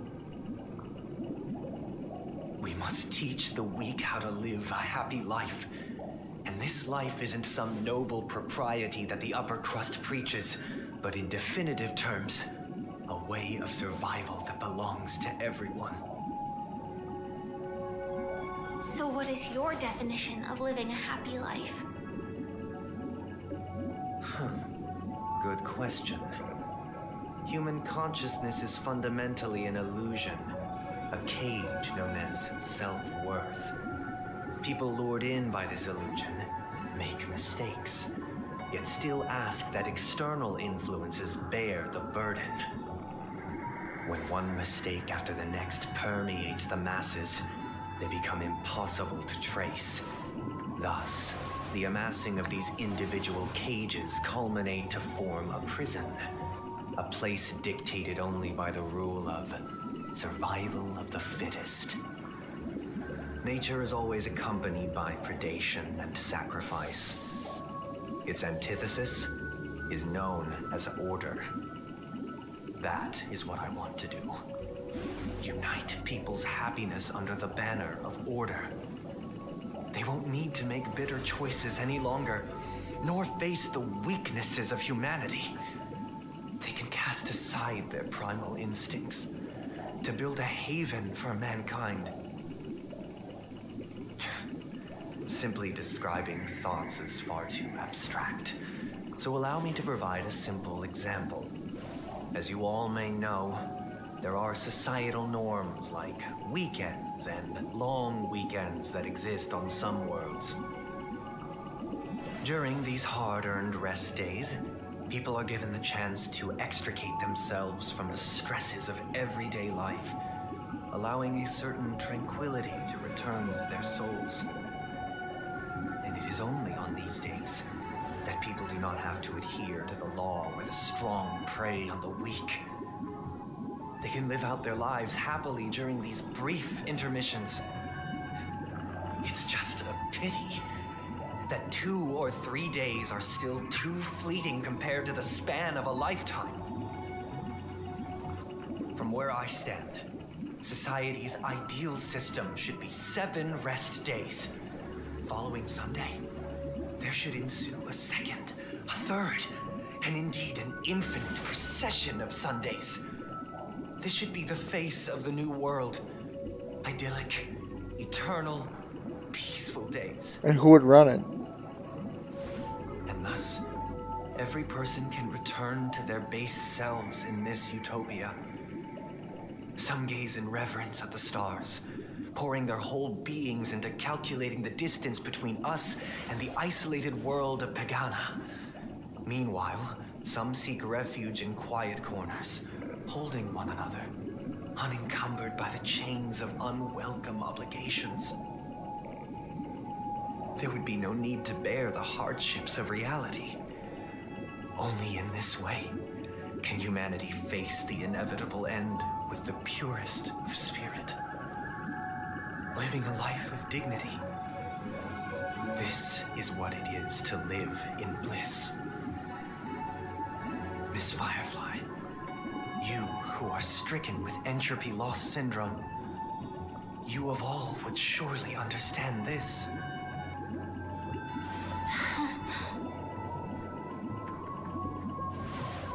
It sounds like a flawless theory.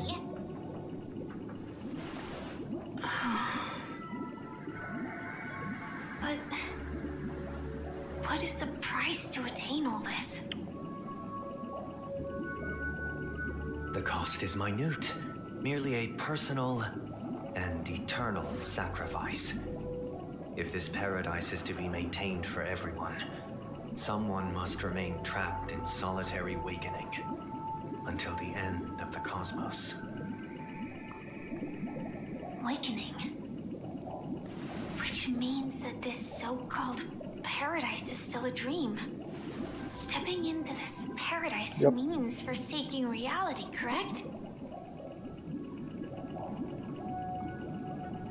It is not forsaking, but transcending.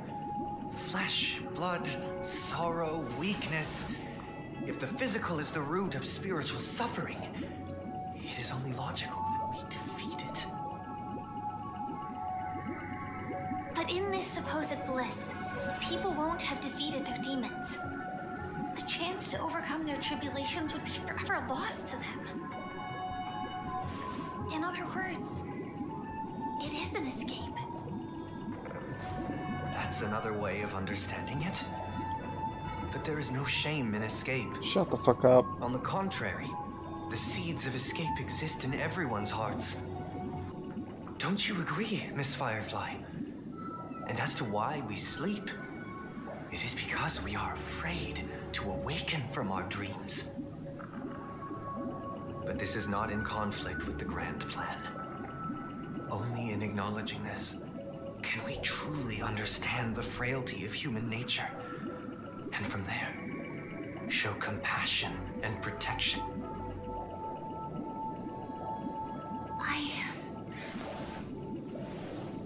I admit that you are a born leader.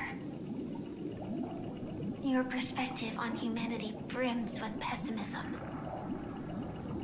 Yet you express compassion for all, even when your heart pities them.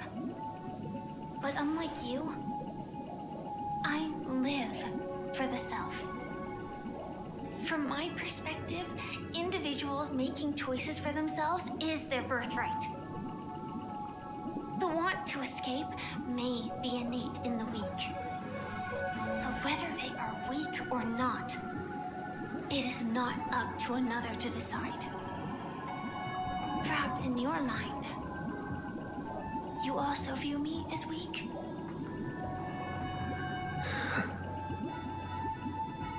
Because I don't think so. Since Miss Firefly has said her piece, the Astral Express will also naturally give you our answer. We'll leave it to you. Just as Mr. McHale instructed before. Tell him our choice. Stick it up your ass.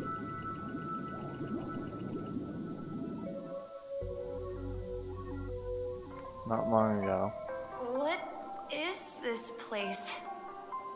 Does this place ring any bells, Misha? I don't know, but I feel a sense of deja vu. What is this place?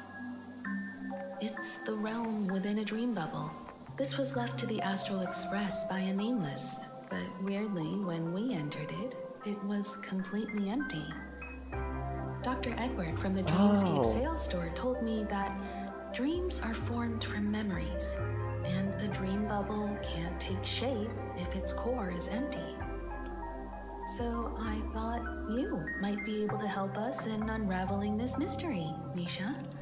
As a hotel doorman, you know Penacony best among us. Among Us! Sorry, I had to do it. I don't know much about dream bubbles, but if you want to figure out what this mansion is, I'll do my best. I'm counting on you then. Himeko, I still don't get it. Why were you so sure that Misha had a connection with this dream bubble? I wasn't sure. It was just a hunch. But since Misha feels familiar with this place, my hunch might be correct. Oh, are we in that dream bubble? This place looks a bit familiar. Exactly. This is where you and Firefly encountered death, which we now know as dormancy. Considering its connection to Dreamflux Reef, it's not surprising it appeared here. The question now is, who brought you here? Based on the clues we have so far, it's unlikely to be that masked fool. So identifying them is crucial to us. We're drawing closer to the truth once more. Let's give Misha some time, as I believe he'll unveil the secret of this dream bubble. All right, but there are doors all over the place. Which one should we choose? Do you have any idea, Misha? I guess maybe this way? Oh, finally, control. I'm not entirely sure, but There's nothing around.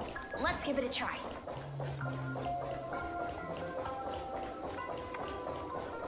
Wait, you... Oh, whoops. Weird. This place is quite different from the hotel. But I feel like I've been here before, and even lived here for a while. If I remember correctly, there should be a fireplace down that hallway. Clocky and I used to sit by the fire, listening to the crackling of firewood. And the room on the other side was the toy room. I loved spreading out all the toys from the box on the floor and making up stories for each of them. Hold on. This doesn't make sense. Didn't I grow up in Dreamflux Reef? It's his home. What is this place? This could be a case of amnesia. Don't worry, Misha. It's common for everyone to forget certain aspects of the past. Those memories haven't vanished. They're just lying in the depths of your mind. We can surely get them back. Didn't mean to hit my mic. Since this place seems familiar to you, why don't we explore a few more rooms and see if you can recall anything more? Yeah, then let's check out the rooms I just mentioned. Okay. Yeah, I've been here before. Mikhail, that's the name. Now we all know him as the Watchmaker. So, who is he talking to? Do you know anything about it, Misha? I'm sorry, I don't know much about the Watchmaker, but Mikhail... Anything special about that name? Mikhail is Grandpa's name. Grandpa? Do you mean you're the Watchmaker's grandson? But we haven't heard anything about the Watchmaker having descendants. And the name Mikhail is not rare. Perhaps it's merely a coincidence. Could you tell us more about your grandpa, Mikhail? Yeah, sure.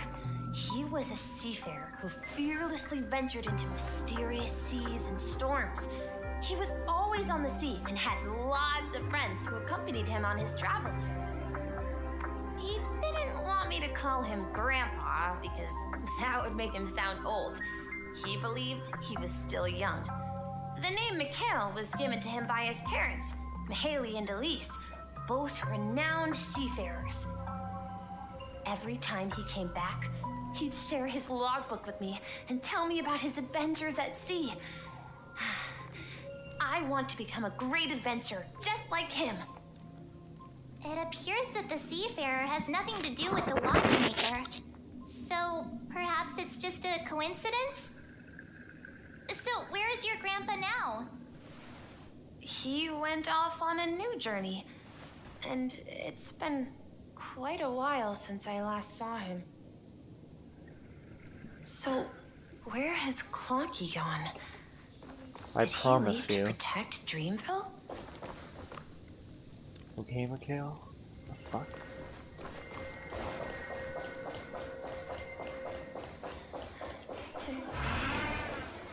Tick-tock. I heard some noises from the room.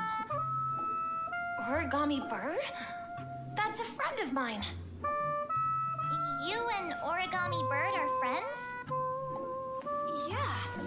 It's a member of the Compass crew, just like Clocky and Miss Mirror. And there's more than just one Origami Bird.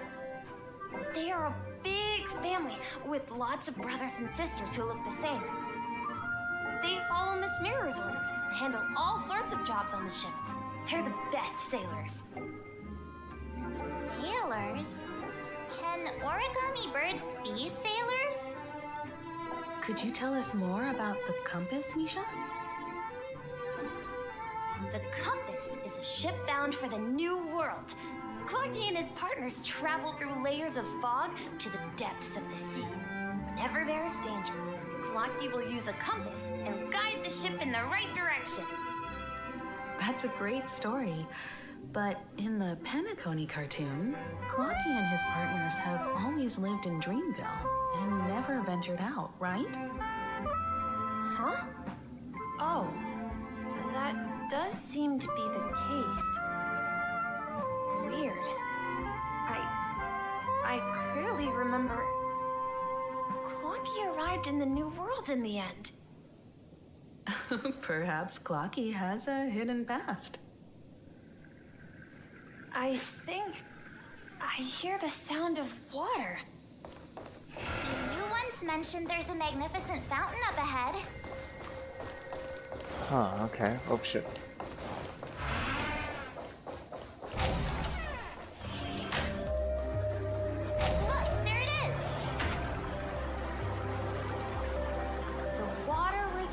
a precious jewel embedded in the dreams of all seafarers. Every time I gaze at the shimmering lights beneath the waves, it feels as though I'm back in this place, standing by your side. Have you recalled anything, Misha? Yeah, I saw these sentences in Grandpa's logbook. He used to say, despite the perils of the sea, whenever he stood on the deck in the afternoon, overlooking the sparkling waves, he would think of this fountain in front of his house. He often said that those moments felt like returning to his family's side, and the difficulties at sea didn't seem quite as challenging. You know, I quite understand such sentiments. Don't sigh or your hair will start getting grayed. Hey, don't tease. I was just being a bit sentimental. Perhaps every adventurer far from home carries a fountain within their soul. Even though the other side of the sea remains shrouded in the unknown, the fountain in front of his house serves as a compass, leading him back to his cherished ones. Yeah, while Grandpa was at home, we would stand by the fountain and place the compass, a toy boat that I made, into the pool. Back then, I would ask him when I could go on adventures like him, and he would always laugh and say I was still too young. It seems this Mikhail is truly a seafarer and has nothing to do with the watchmaker. Yeah. Based on Misha's recollections, the scenes in the dream bubble appear to be his childhood memories. But this raises more questions. According to Misha, he was clearly born on an oceanic planet and led an ordinary life, with no connection to Penacony at all. That's just what they wanted you to think. Could this be some sort of metaphor? Perhaps the sea refers to the memory zone. I'm sorry. I don't know, but my memories keep pouring out uncontrollably, like water flowing from a fountain. Perhaps I'll remember more things if we go further. Oh man, this is so long.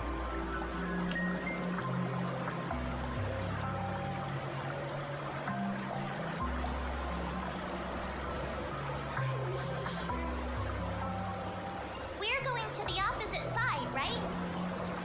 No, we should turn left here. Huh? Something feels different about this place. Up Shit, ahead this door was... is Grandpa's study. It was in that room that The atmosphere in this room feels totally different. Clocky! Clocky, you're here!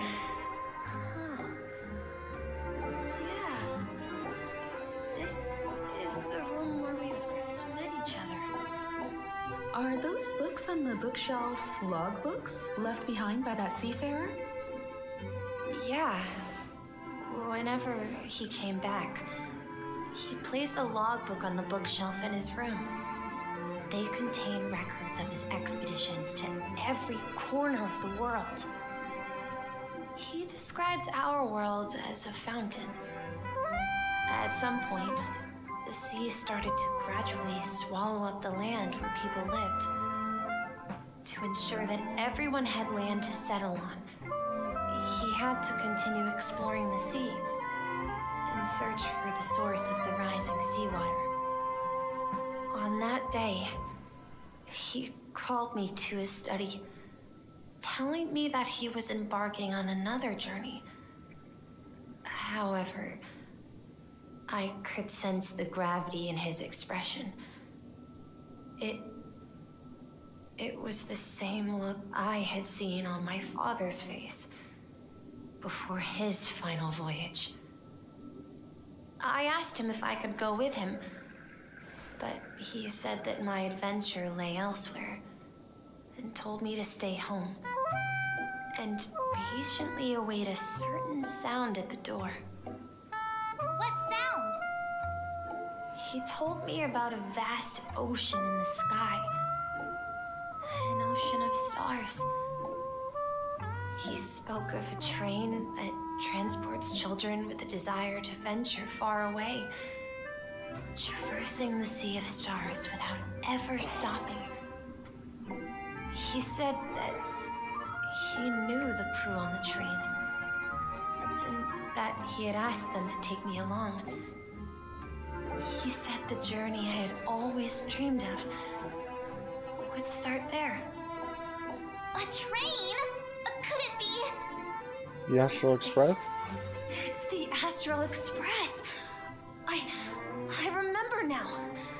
Grandpa's friends are a group of nameless who came to this world to resolve a disaster caused by a star.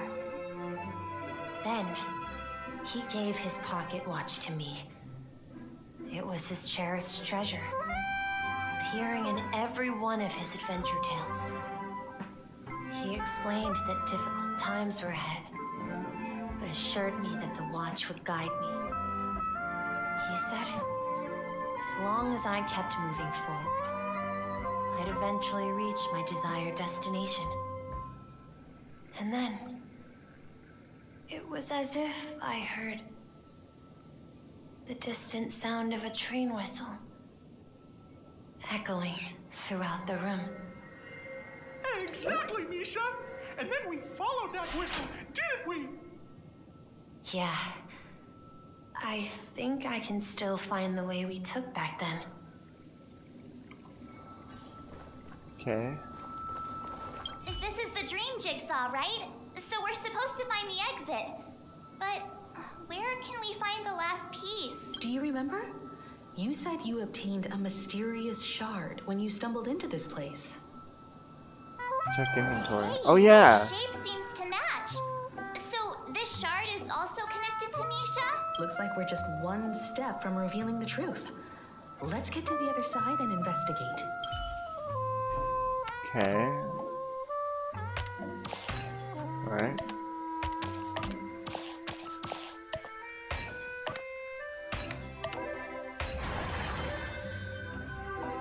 Go to the other end of the room.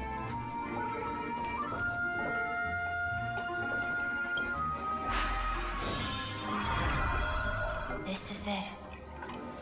This is my room of clocks. While I spent my time waiting for Grandpa to return from his voyage, Walter gave me this workshop, and it became my secret base. Here, I learned how to repair clockworking gears out of my fondness of precision mechanics. In my dreams, I was the captain of the compass, embarking on adventures with my companions, Clocky and Miss Mirror, in search of the new world. I was born and raised here. So, this building in the dream bubble is your childhood home? Yes, but not exactly. To be more precise, this dream bubble itself is my home. Looks like you've remembered Wait, everything what? now. So, does that mean he's not real? Why does it feel like everyone else knows something I don't? Yeah, you're the only one that's still in the dark. Marge, do you remember when she mentioned a clocky that only she could see? Yeah, the little guy here, right? But we all saw him in Dreamflux Reef, right? And Mr. Yang even greeted him. Looks like everyone on the Astral Express has a childlike spirit. The answer lies in the Astral Express. Her experience shows that neither Firefly nor Acheron can see this clocky. And when we were in Dreamflux Reef, Because everyone on the Astral Express could see him. nobody outside of the crew had ever talked with Clocky. Yeah, I noticed that too. A mimetic life that can only be seen by a select few. It's just like a hidden message left by someone for the nameless. But Misha can see Clocky too, right? They even grew up together. But Misha hasn't started the way of the Trailblaze yet. That's the key to the mystery, March. Now, take a moment to recall. Have you ever seen anyone outside of the crew interact with Misha? Shit. Wait. No way! That's the answer, March 7th. This dream bubble is the place where I was born. And I'm a dweller in this dream. Just like a memory zone meme. Oh shit. I should have stayed here and waited for you. But when reality and memories merged, I unconsciously pushed open that door and left the bubble with Clocky. So it's not that the Watchmaker's dream bubble is empty, but rather the stuff inside ran away? And the whistle you heard was the sound of the express arriving at Penacony? That's one way to see it, but I believe there's a longer story behind all this. It's best for Misha himself to explain all the details. How about we start with your name? Now, should we call you Misha, or... Thank you all for helping me rediscover my true self. Now, please allow me to reintroduce myself. I was born on Lushaka, in the Presmere system, adopted by seafarers Mikhail and Char. They gave me a treasure, a name that carried their hopes. Mikhail Char Legwork, or simply He's Mikhail. Misha. If you prefer, you can call me by a more familiar name, the Watchmaker. So, you're the Watchmaker himself? I fucking knew it. Unfortunately, that legendary figure is no more. I am only a reflection of his life. As for the child who has been with you, he's the innocent protagonist of Misha's childhood dream. Friend of Clocky, a young apprentice, and a future mechanic on the Express. And this also marks the beginning of his journey, devoted to the Trailblaze. At the end of the journey, I left this little flame, which I so cherished, in my deepest dreams, hoping to pass it on to the nameless of future generations. However, he somehow left the dream bubble and forgot all about his task. I apologize for all the confusion this caused. Because he was born with a desire to trailblaze, wasn't he? I don't think Misha has forgotten his role as a guide. He remembered it, and that's why he mistakenly appeared as a hotel doorman in her dream from the very beginning. The one who brought our unconscious friend here must have been Misha. If that's the case, we encountered the Watchmaker's legacy from the beginning, didn't we?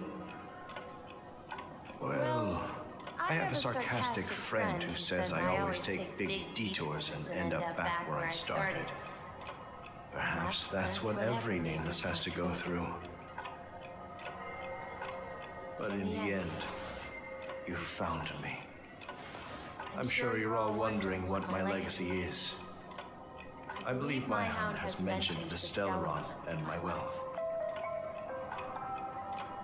If I may apologize, the Stellaron part is real.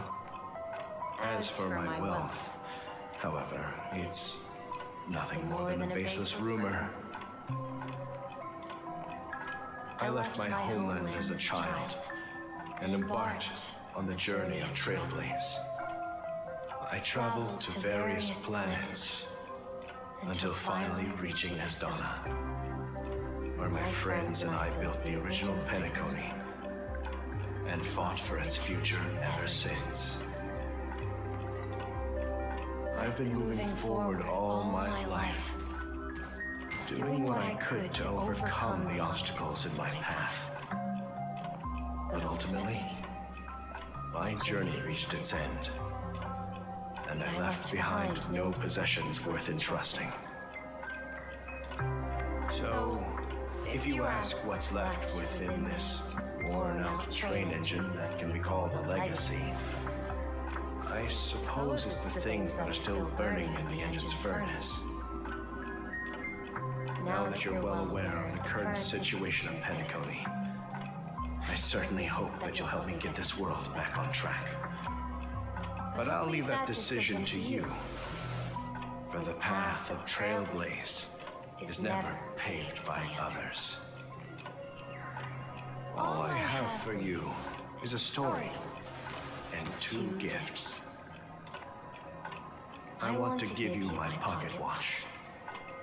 It has accompanied me throughout my long journey, guiding that naive child forward, and has been blessed with the presence of so many great people up to this day. And my hat, too. The one who navigated for me placed it on my head and planted a fanciful thought in my mind. The trailblazing expedition will never end. Now, it's time for you to make your choice. Once you've made up your mind, open that door and enter the long dream of an old man.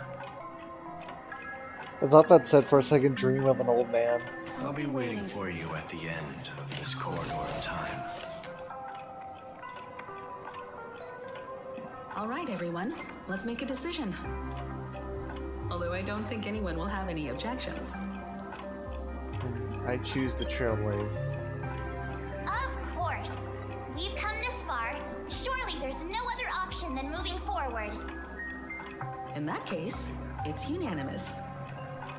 Then let's proceed together to the end of this stream and tell Mikhail our decision.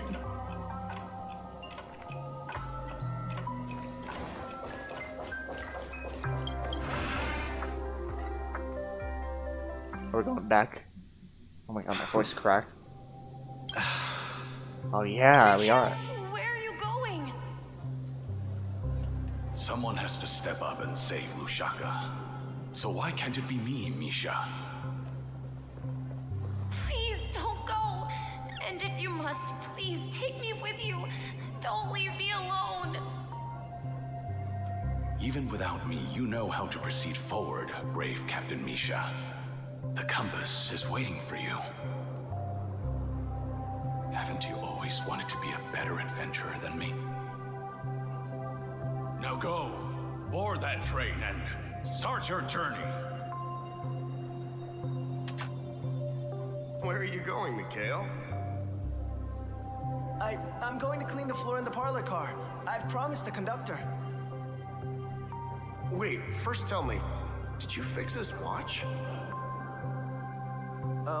Yeah? I know what it looked like before. Its chain was broken, the back case torn, and the marks on the dial all worn out. How did you manage to fix it? Well, it's hard to explain, but I knew it could be fixed. It's the hands, Mr. Amundsen. Its hands were intact and pointing in the right direction, so I knew there would be a way to fix the rest. I see.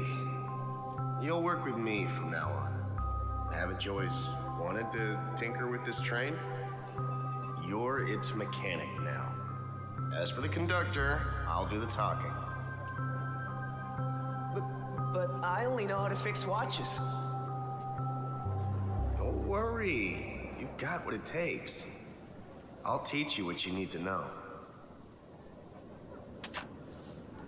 Where are you going, legwork? It's time to head to our next stop.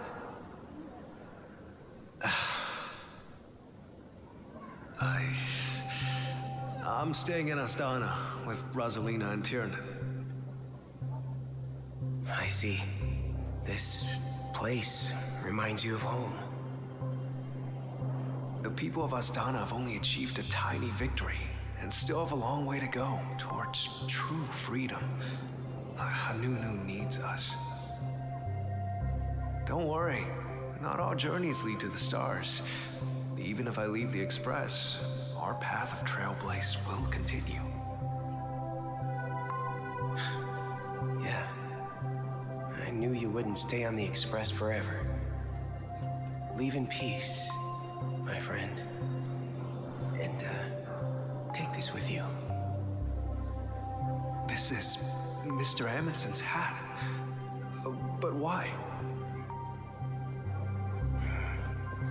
When he departed, he said he would leave it to his best student. Well, I suppose the time has come. Farewell, legwork. Take care of Tiernan and Rosalina. And don't forget to write to us.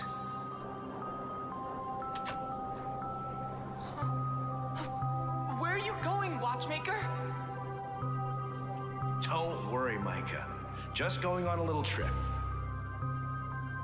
Someone has to be at the forefront of the interstellar frontier, and I'm the only former nameless in Penacony. So why can't it be me? Because you're all we have. Have you forgotten about Tiernan? The cosmos is way more dangerous now. What will happen to Penacony if we lose you too? But what will happen to Penacony if we don't find a way out? Ah, Tiernan. How could I ever forget him? I've spent countless sleepless nights asking myself why I didn't go with him back then. We Nameless won't stop. Don't worry, Micah. It's just a matter of getting back to my old profession. Just wait for me to come back. What if, and it's a big if I don't come back in one piece, then you'll become the next Watchmaker. Where are you going, old man? Gallagher. Oh, you're here. Answer my question. What are you up to? Relax, Gallagher. I just came up with a great idea. Wanna hear it? Oh, come on. Aren't all your ideas just ways to get yourself killed? I may be blunt here, but you're the last remaining hero in Penacony. If you die too, the secret of the Stellaron will go to the grave with you. Yes, I'm afraid there's no way out in Penacony, so I'll have to consider alternatives beyond Astana. We'll organize a festival using the Watchmaker's legacy as a facade and send invitations to the entire cosmos to gather people here. So, a desperate struggle against the family? Desperate? Don't we have you here, my friend? This task is challenging, but what hasn't been challenging for us along the way?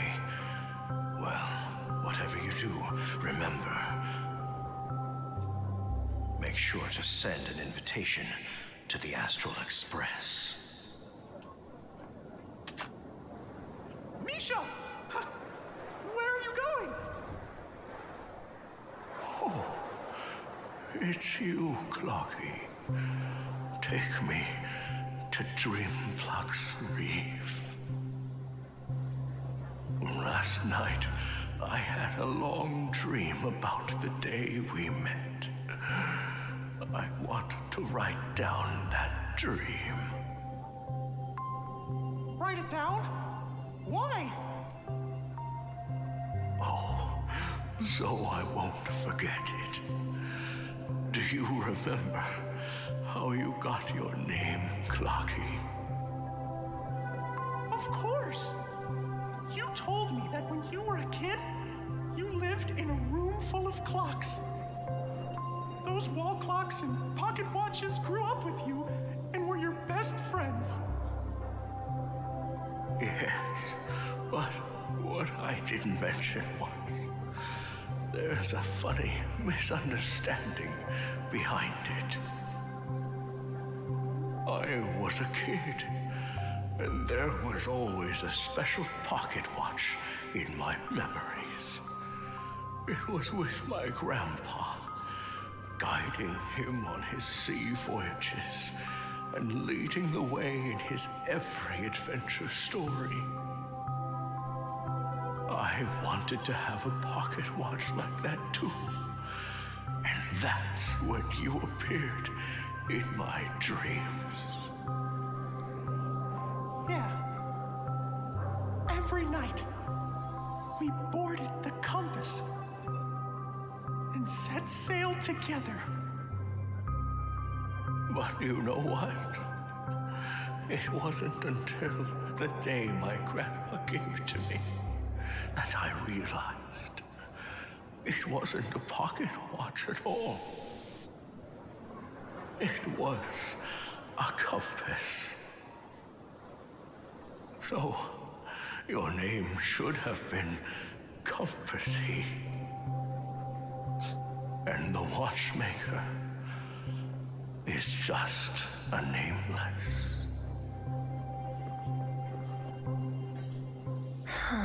Oh shit, Amisha. We've arrived at Dreamflux Reef. So, where to next? You know, Clocky, I don't think I'll be going anywhere else. Oh, fuck.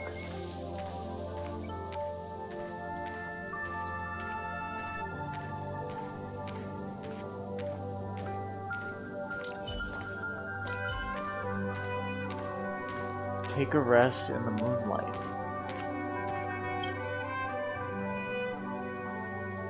I've traveled far enough. It's Ow, time shit. for a little break. I hit my arm. So, we'll set out again. When you're rested? No, I'll stay here. And then, this is where it ends. This is where it ends? What do you mean, Misha? You told me that the trailblazing expedition would never end. Yeah, that's what I said. So now, it's up to you to decide your next destination. My next destination? What's that supposed to be? I've been following you. Misha? You're acting weird today. If you're feeling down, we can just do what we usually do. With the clockwork. No, I'm not feeling down. As for clockwork, yeah, it resolves all problems in this dream. So, do you know what clockwork actually is? I'm not quite sure. Well, everyone gets lost at times. They may hesitate and doubt which way to go. That happens in this dreamscape and beyond. But don't worry. Everyone goes through moments of uncertainty and hesitation. Eventually, they gather the courage to make bold decisions.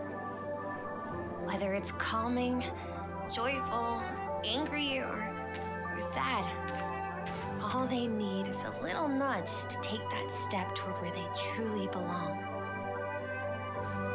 I'm leaving that little nudge with you, and I hope you'll share it with others.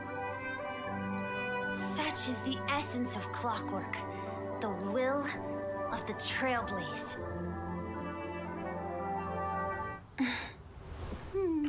Clocky's hands spin around non-stop, indicating confusion, frustration, and weakness. But ultimately, people still need to move forward. Just like your hands, always pointing ahead. This is where my journey ends. From now on, it is your path to walk. Oh shit! Trailblazing means taking paths your predecessors forswore and venturing even further. The Penacony in Mikhail's dreams does not belong to order.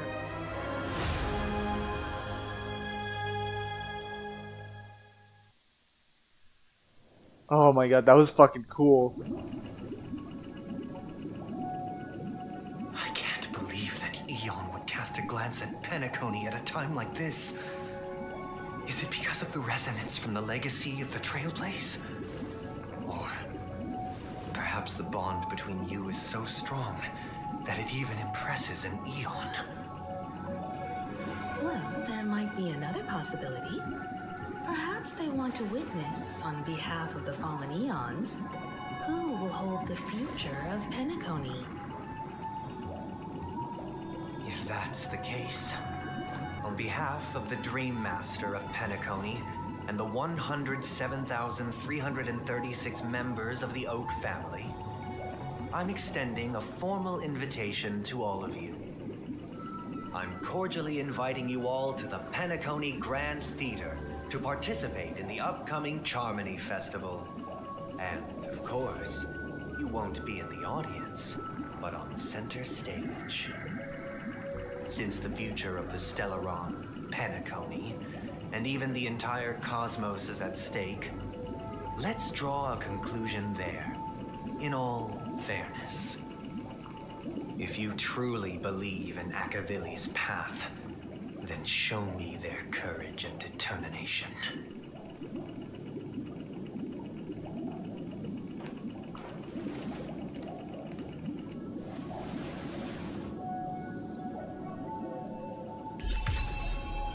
Tread a brand new path. Harmony. Oh shit. Okay, switch path to Harmony.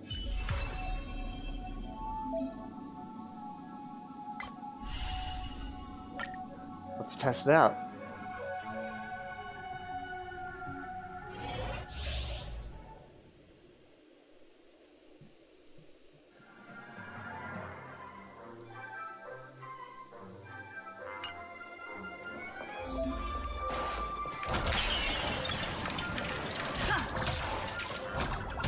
Oh shit, Mario Odyssey. We need a strategy. Please stay tuned.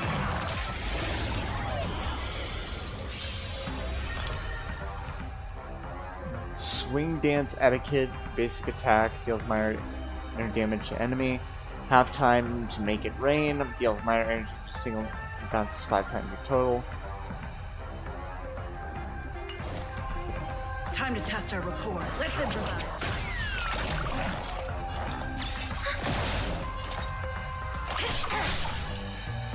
Time to mix things up. Oh, whoops. Great teamwork. Stay in step. Dreams do come true. Enemy targets detected. The mood is set. Let the show begin. Ready for another? Do you admit this crime? Enemy data secure net markers activated. Time for a good old counterattack. By the order, execute the Marastruck. Holy shit! That damage. Indulge yourselves! Let's improvise. In the mood for another. God almighty, that was fucking crazy.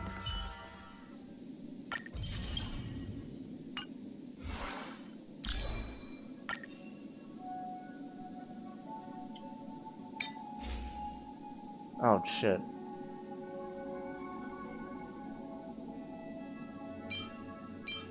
I only have wind and... Fuck, okay. That ain't good. That ain't good.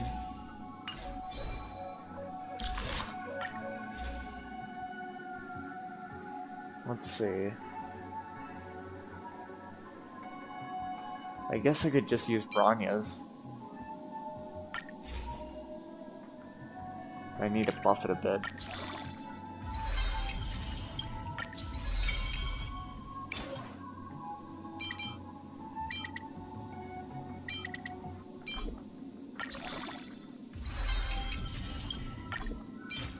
I wish I had more shit to work with, though. This ain't good.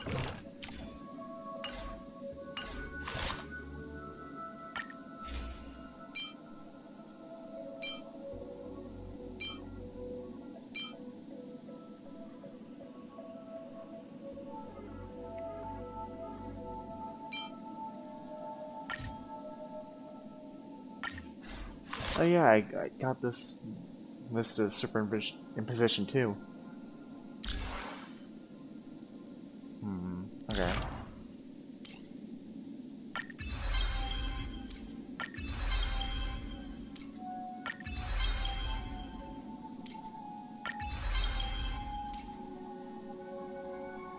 I need more of these. And I don't have enough, great. Seriously?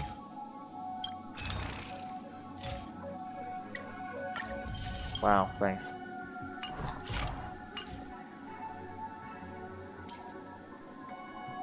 Before our paths diverge, savor the shared journey.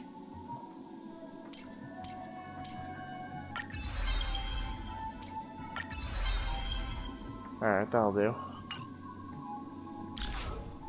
How do I get the Eidolons? I really need a lot more. I can't buff up any of this shit.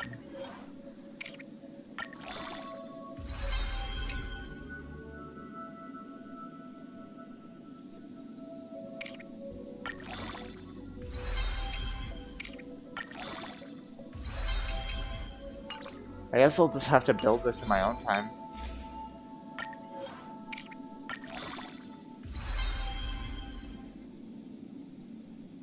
Hold on. Oh, okay.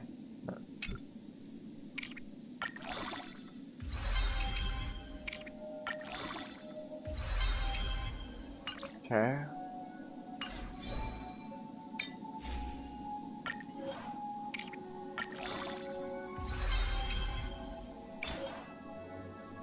Yeah, I don't have shit.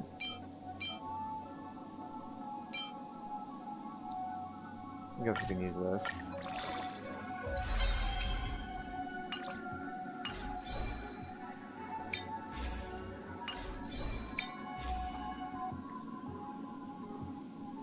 Need speed of these. All I have is HP, really? One of these have speed on it? I'll go with this one. Wait, no, this is defense. Shit.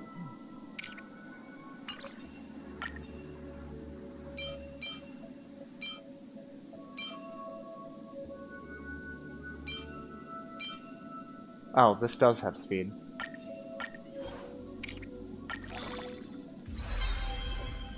Ugh.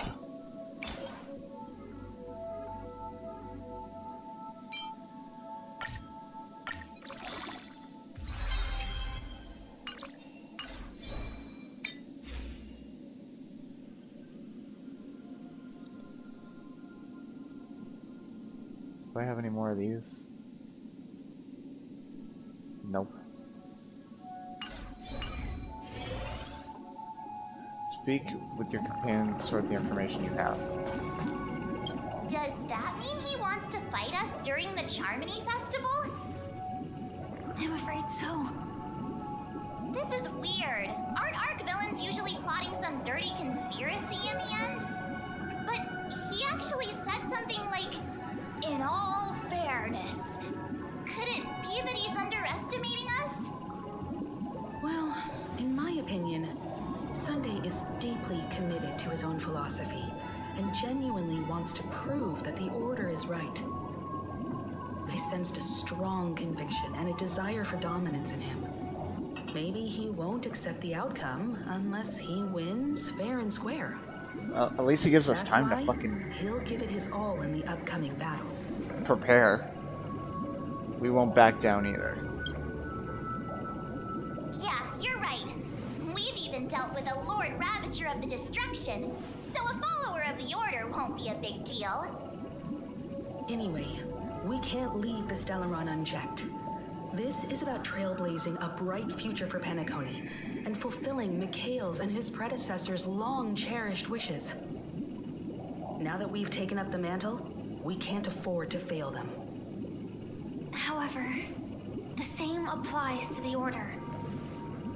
Their plan didn't materialize overnight, and they have the profound collective consciousness of the planet of festivities behind them. A desire to dream, to slumber and escape reality. All those hidden emotions have given birth to the sweet dream of the Order. They've harnessed the will of an entire planet to create an eon. This confrontation is far more complicated than a simple power struggle. To secure Penacony's future, fighting on the stage alone is not enough. What do you mean? Are you not coming with us? I believe Firefly is trying to say that she's heading off to another battle.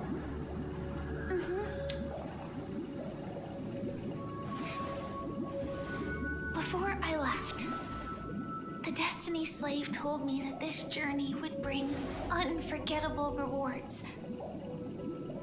Even though the script he gave me only had a few lines, I couldn't ignore them. Because one of the lines said, I'll experience death 3 times in the land of the dreams. What? 3 times? This can't be serious, right? The first time was a painful death when I was stabbed by the Blade of Dormancy, which led to all subsequent events. The script will always come true, but in a way that will only be revealed when that page is turned. So now I've understood the meaning of my second death. And I am prepared to face it. If all goes well, my efforts will provide crucial support for you. Only by achieving victory in this battle can we secure a future for Penacony. And only then, my third and final death won't come true in the most terrible form. The most terrible form? Does that mean... The true death, where everyone in Penacony loses themselves completely in the eternal sweet dream of the Order. We must do everything we can to prevent that. Have you made up your mind, Firefly? Yes. Otherwise, I wouldn't be here. Thank you again for your assistance for the Astral Express. May we meet again, in reality. Yeah. Farewell, everyone. May your trailblazing expedition never end. Oh shit.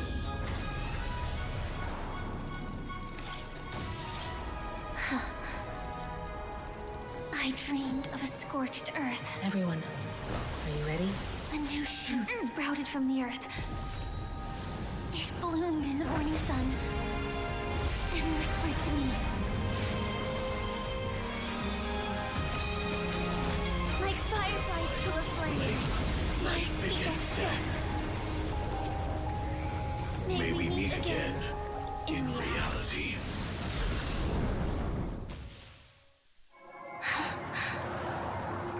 After today, Japella's name will disappear from cosmic history, and the Everflame Mansion will take its place. In the not-too-distant future, you'll receive an invitation. That's your next stop. Land of the dreams. Penacony. I hope you find whatever you seek there, be it answers or salvation. You mean my 3 deaths? Silverwolf told me about it. such a shame that it's not part of my script. Why does Blade want to die? I want to live. I'm never afraid of death. The opposite of death is eternal life, and that's something I'll never desire. People die, and I am no exception. Death is like a script, a fate that cannot be defied. But that's exactly why we have to choose where we want to rest forever. Do you exist just to perish? Are you not the same, Blade? The end you desire is not one dictated by others. If I were to die now, I would only be a weapon. I believe I should die as a human. Though its definition escapes me, isn't this the answer that ordinary people look for their whole lives? A name that can be carved onto their tombstone. A tombstone that belongs to me once bore the inscription, Glamoth's Iron Cavalry.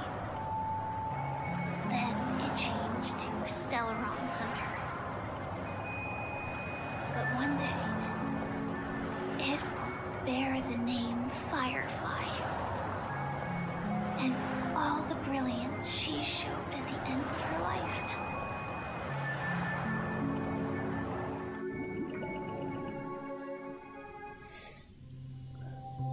That's quite unexpected, old man. Who would have thought your crazy plan would actually work? Do all you nameless fools just act on a whim? I can sense that this false sweet dream is coming to an end. The nameless may be young, but they had the ability to achieve this goal. Just like you did in your time. It's a shame you won't be able to see it firsthand. Maybe I won't either. Once something fictional is seen through, it ceases to exist. Yeah, not just those nameless. Even Mr. Wings is just like you. Stubborn, won't listen or give up, no matter what. Well, fate is unpredictable, I guess. If we weren't bound by those cursed paths, maybe we could have had some good talks. But in the end, we managed to do it.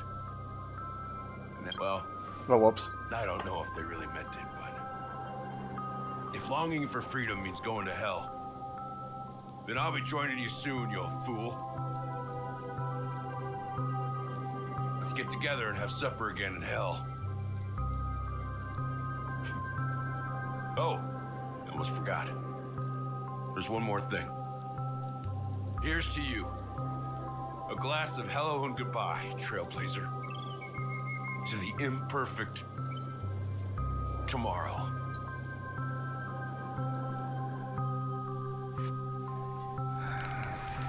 Acheron. You're lucky to have found shelter from the rain. Let alone fresh berries in this desolate place. I was just following the scent of life. It's particularly strong in a place like this. It's a shame these berries don't have much flavor. Seriously? In case you didn't know, this fruit was pretty juicy. The only downside is that when you chew it, it becomes extremely spicy.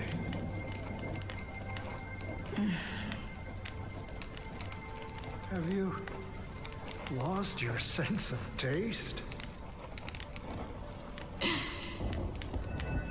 I can still taste certain things, like a faint sweetness.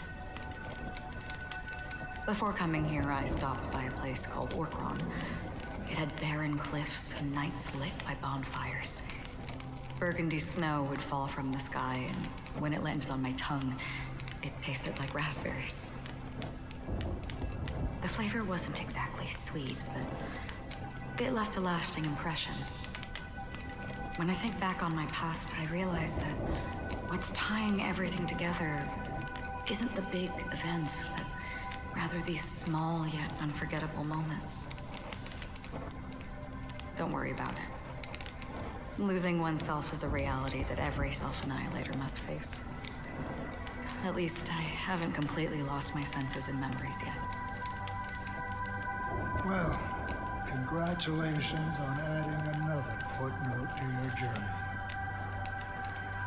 By the way, are you always alone? No, I had a companion in Orkron. She's a short, nameless girl who aspired to explore IX. She always said she'd walk a path deeper and farther than Akavilis. Quite an ambition for such a small girl. So, what happened? She became stagnant water. Well, my condolences. Condolences. I don't need them. The girl left with a smile. She never regretted her choice and most definitely wanted me to say goodbye with a smile. So, that's what I did. That's proof that you're grieving for her. Or perhaps I'm just afraid. Afraid? I rarely sense that emotion from you. What do you fear? I'm afraid I'll forget the 30 days I spent with her, just like all the other days in my life. Most of them have already washed away with the rain, disappearing into an unseen realm. I fear that those vivid red memories will fade away too. There isn't much color left, and besides this faint, warm red, there's almost nothing. Hard to imagine. A ranger accustomed to bloodshed, destruction, and chaos finding warmth in the red color. Because I have experienced this warmth many times. Long ago, I promised someone that I'd bring it to more people. And that for every remaining moment of my life, I'd strive for a better ending for all. As long as this red color still lingers, I have a chance to fulfill that promise. It represents a burning fire, blooming flower, the berries in this cave, and life itself, fleeting yet still dazzling. In the end, it will lead me beyond the horizon of existence. And on the other side, I will cut off nihility. The one blessed by the sleeping and shapeless is considering how to kill them. That's truly pure nihility. But you're right about one thing. After spending so much time near this stagnant water, only when I look at this vibrant red fire do I realize that I'm still alive. When will this rain ever stop? Perhaps when the sorrows of the departed have finally quieted down, the sky will clear up.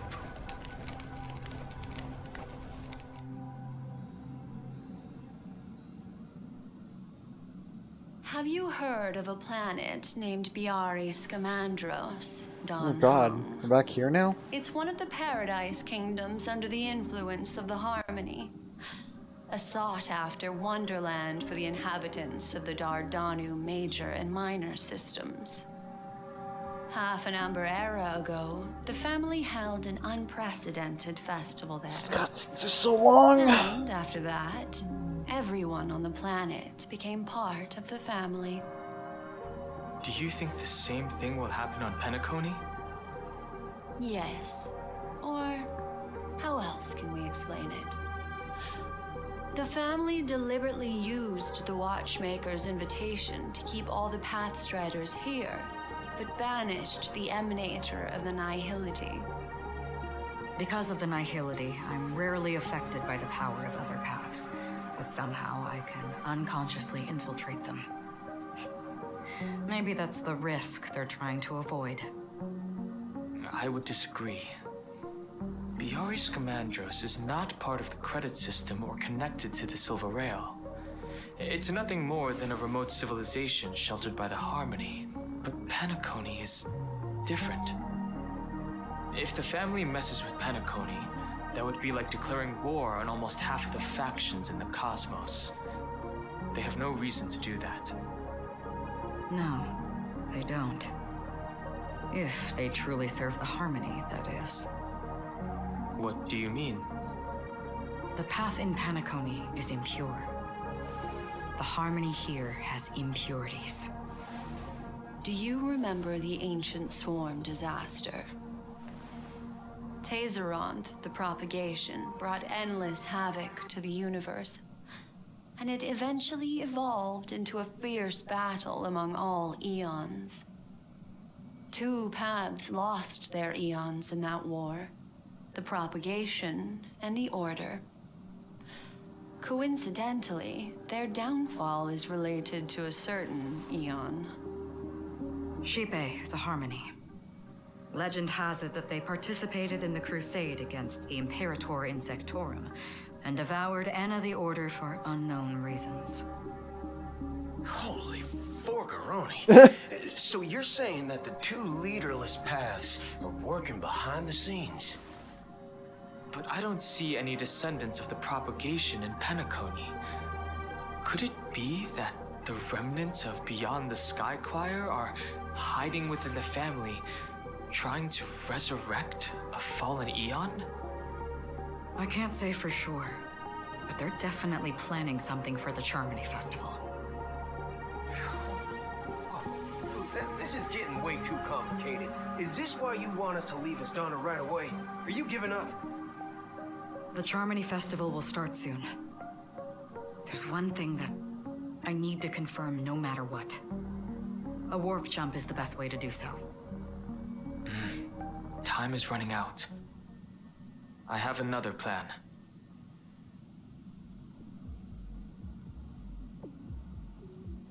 Hold on. Are you thinking of using the Jade Abacus of Allying Oath? Exactly. The assistance from the lawful Cloud Knights would be enough.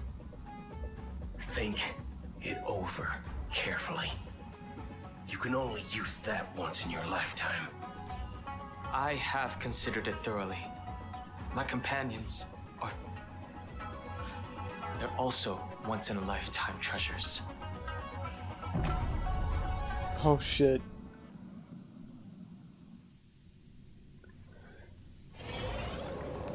Three system hours until the Charmony Festival. Are you the only one here, my child? The Nameless is quite the diplomat. Our secrets have spread like wildfire within the family. And IPC starships are gathering towards Astana. This is a crucial moment for us. So, where is the chosen one who harmonizes the varied sounds?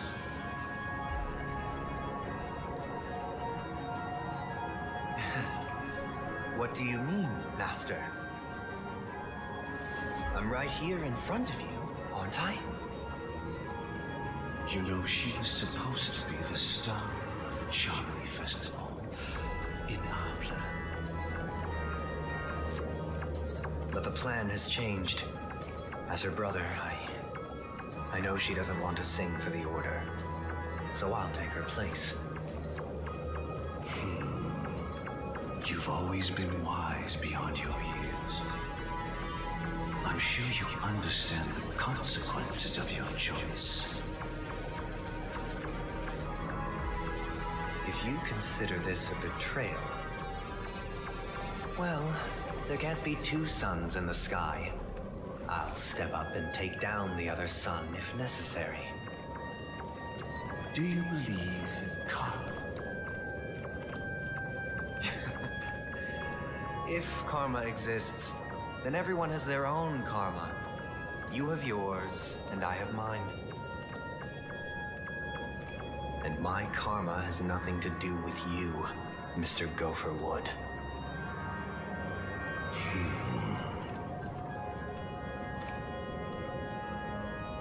All right. Since you're willing to sacrifice yourself for her, I'll grant your wish.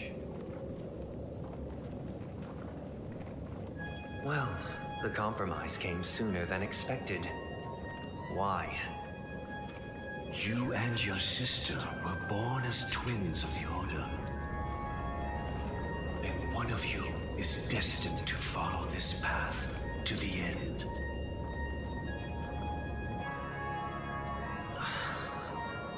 Is this part of your plan? Of course. You're still as clever as you were when you were a child. The opening is near. Go, my child. Seize the power of the harmony and reveal your karma. I have one final question, Master. Why did you choose to bring the Order to Penacony? Wouldn't it have been better to choose a desperate world instead of a city filled with hope and dreams? Why? It's for justice, my child. If we lose justice in our hearts, we will make the same mistake as the Harmony did. So, it's not you who manipulates the dreamscape with the Stellaron, but... Well, that's where our conversation ends. Go ahead.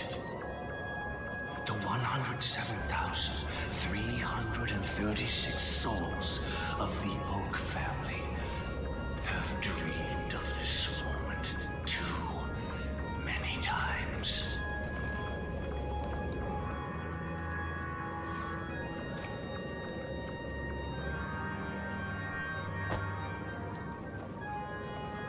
Oh God.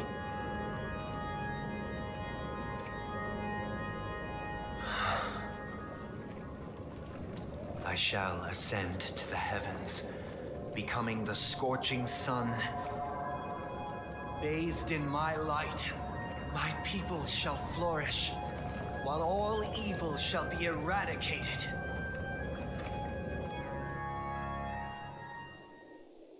This is the interior of the Penacony Grand Theater. It's quite exhilarating to be flushed into the air by Soulglad. But why is the venue still closed when the Charmony Festival is about to start? And not only that, the entire theater is eerily quiet. No audience, no staff, no one around. Are we too late? Even if we're late, a grand theater like this shouldn't be completely empty. Let's explore around. Be careful, everyone. Okay.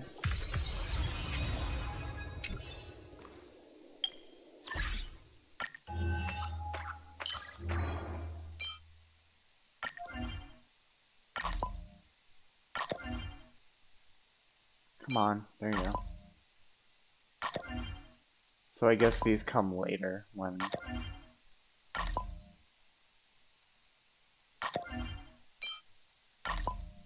Okay. Fuck, don't have enough. Okay, go back.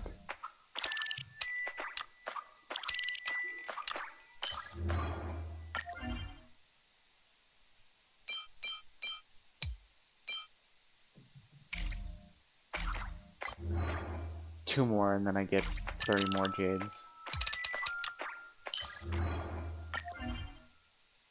Nothing here.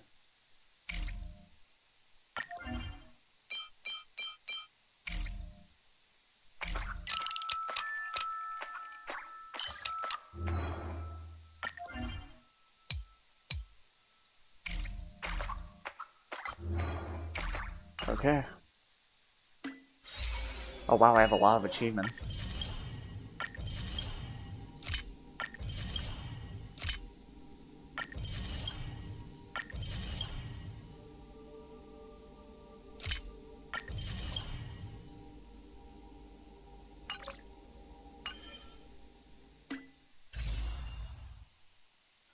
I'll save it. I'll save it for later. Or maybe we'll do that for like the end. Stream 4. Fold blade. So, hang on a sec. Let me see here. There's something I want to see on Twitter real quick. Because I saved, alright, recommended teams. Well, I don't think I need to do that. All that. Let me see. No. Party team lineup. Here we go. Who the hell should I switch? Because I'm pretty sure I'm going to need the Trailblazer.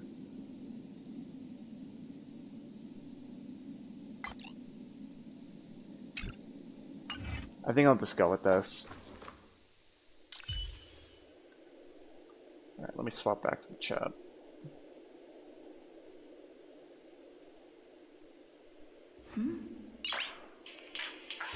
Okay. Nice. Okay.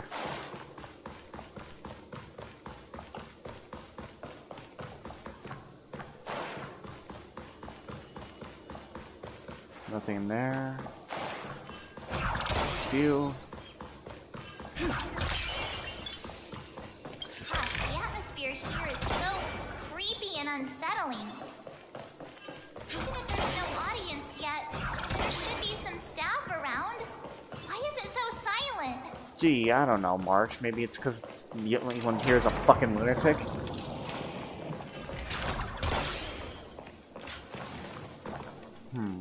Okay. There's a chest. How many chests are here? 31, damn. I hear a bird. There you are.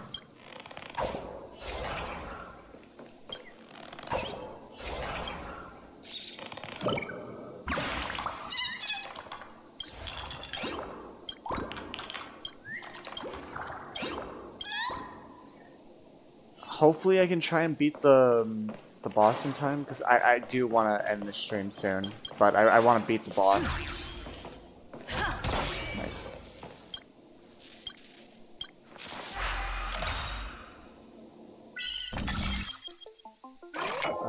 Okay. Nope.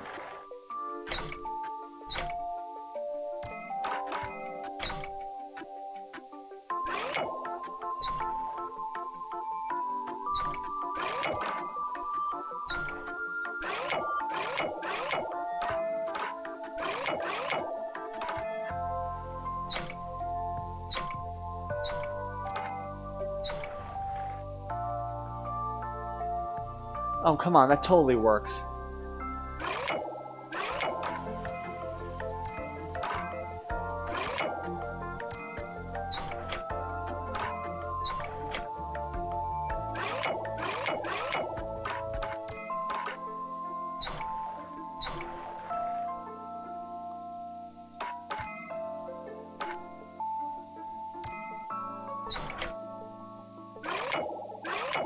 Oh my god.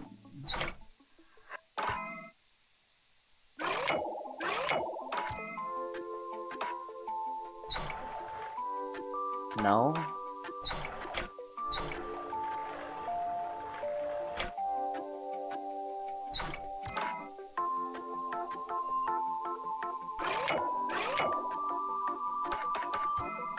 I can't figure this out.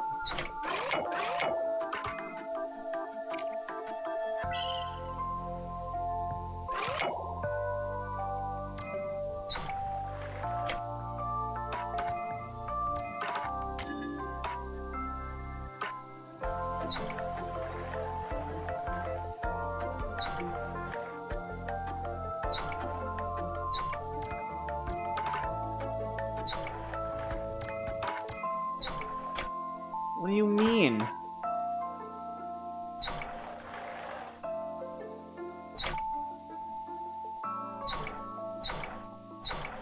No.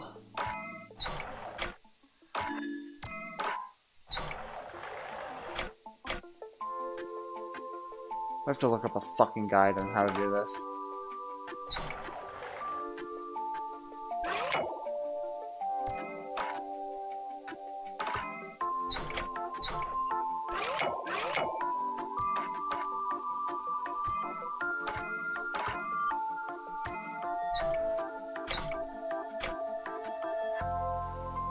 This is so needlessly complicated.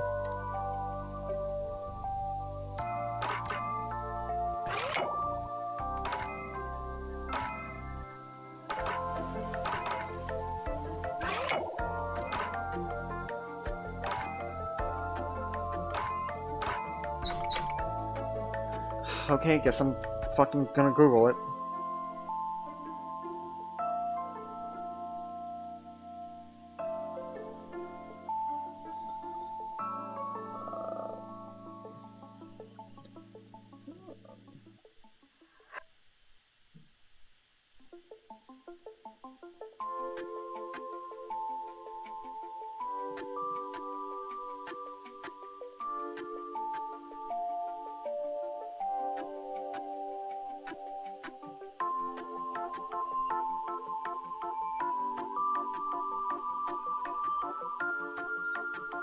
Found it. Okay, so this.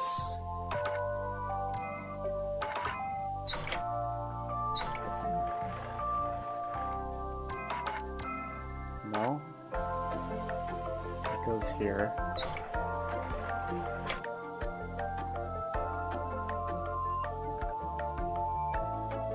Oh. There we go. It's so precise.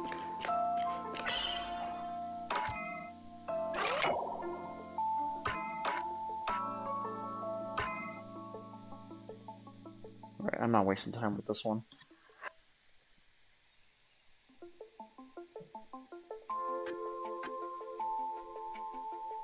Okay, so that there, that there.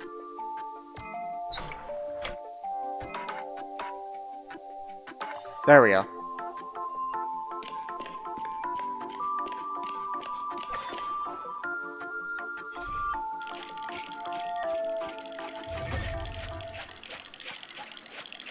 Okay, now awaken this. 20 more jades. Oh sweet, another dream bubble. Okay.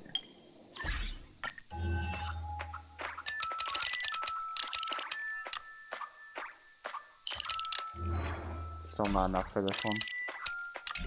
I gotta find the rest of those, or at least just to fill them out.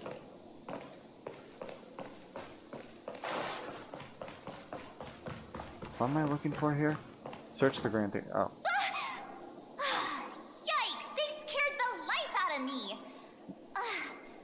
Why are there so many puppets at the ticket office? March behind you. What? You're so annoying. Stop scaring me. Oh shit. There we go. Are these puppets part of the stage setup? Even so, it's so eerie that the entire front hall is empty. Okay.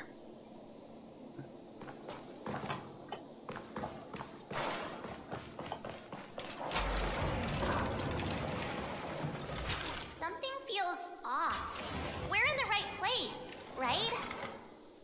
There's no other grand theater in the dreamscape. So Sunday's messing with us?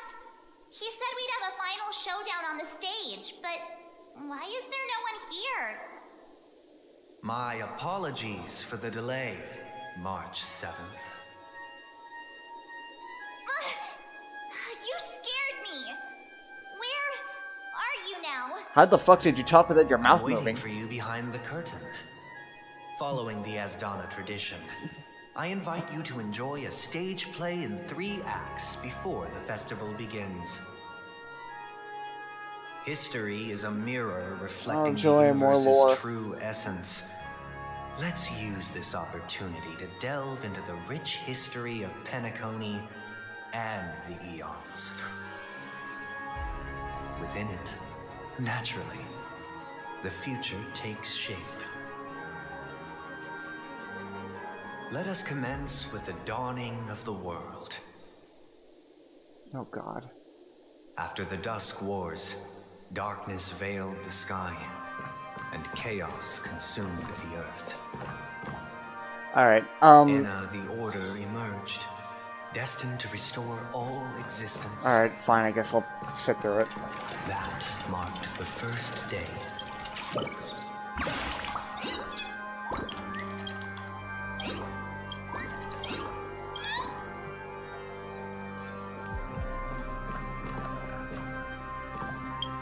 Actually, I think I'm just gonna call it right here, but before that, we're gonna do the polls real quick.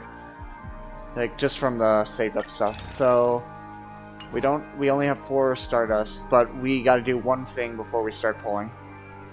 And I am gonna be stealing this from a person I saw on Twitter doing for extra blessing. Okay. Let me just make sure it's actually live. Okay. Please, God.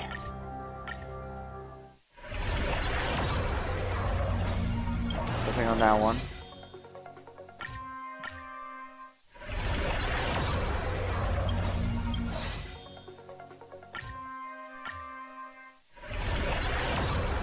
Damn it. Not even a fucking 4-star. Alright, well... alright, let me just get rid of this off screen. And anyway, thank you all for watching the stream, and I'm probably not gonna stream tomorrow because I'm gonna be busy with stuff. And... okay, I'm trying to get this done, because I'm very hungry right now. But I will hopefully see you very soon to film the finale of version 2.2, I think. And yeah, that's pretty much it. I hope you all have a wonderful day.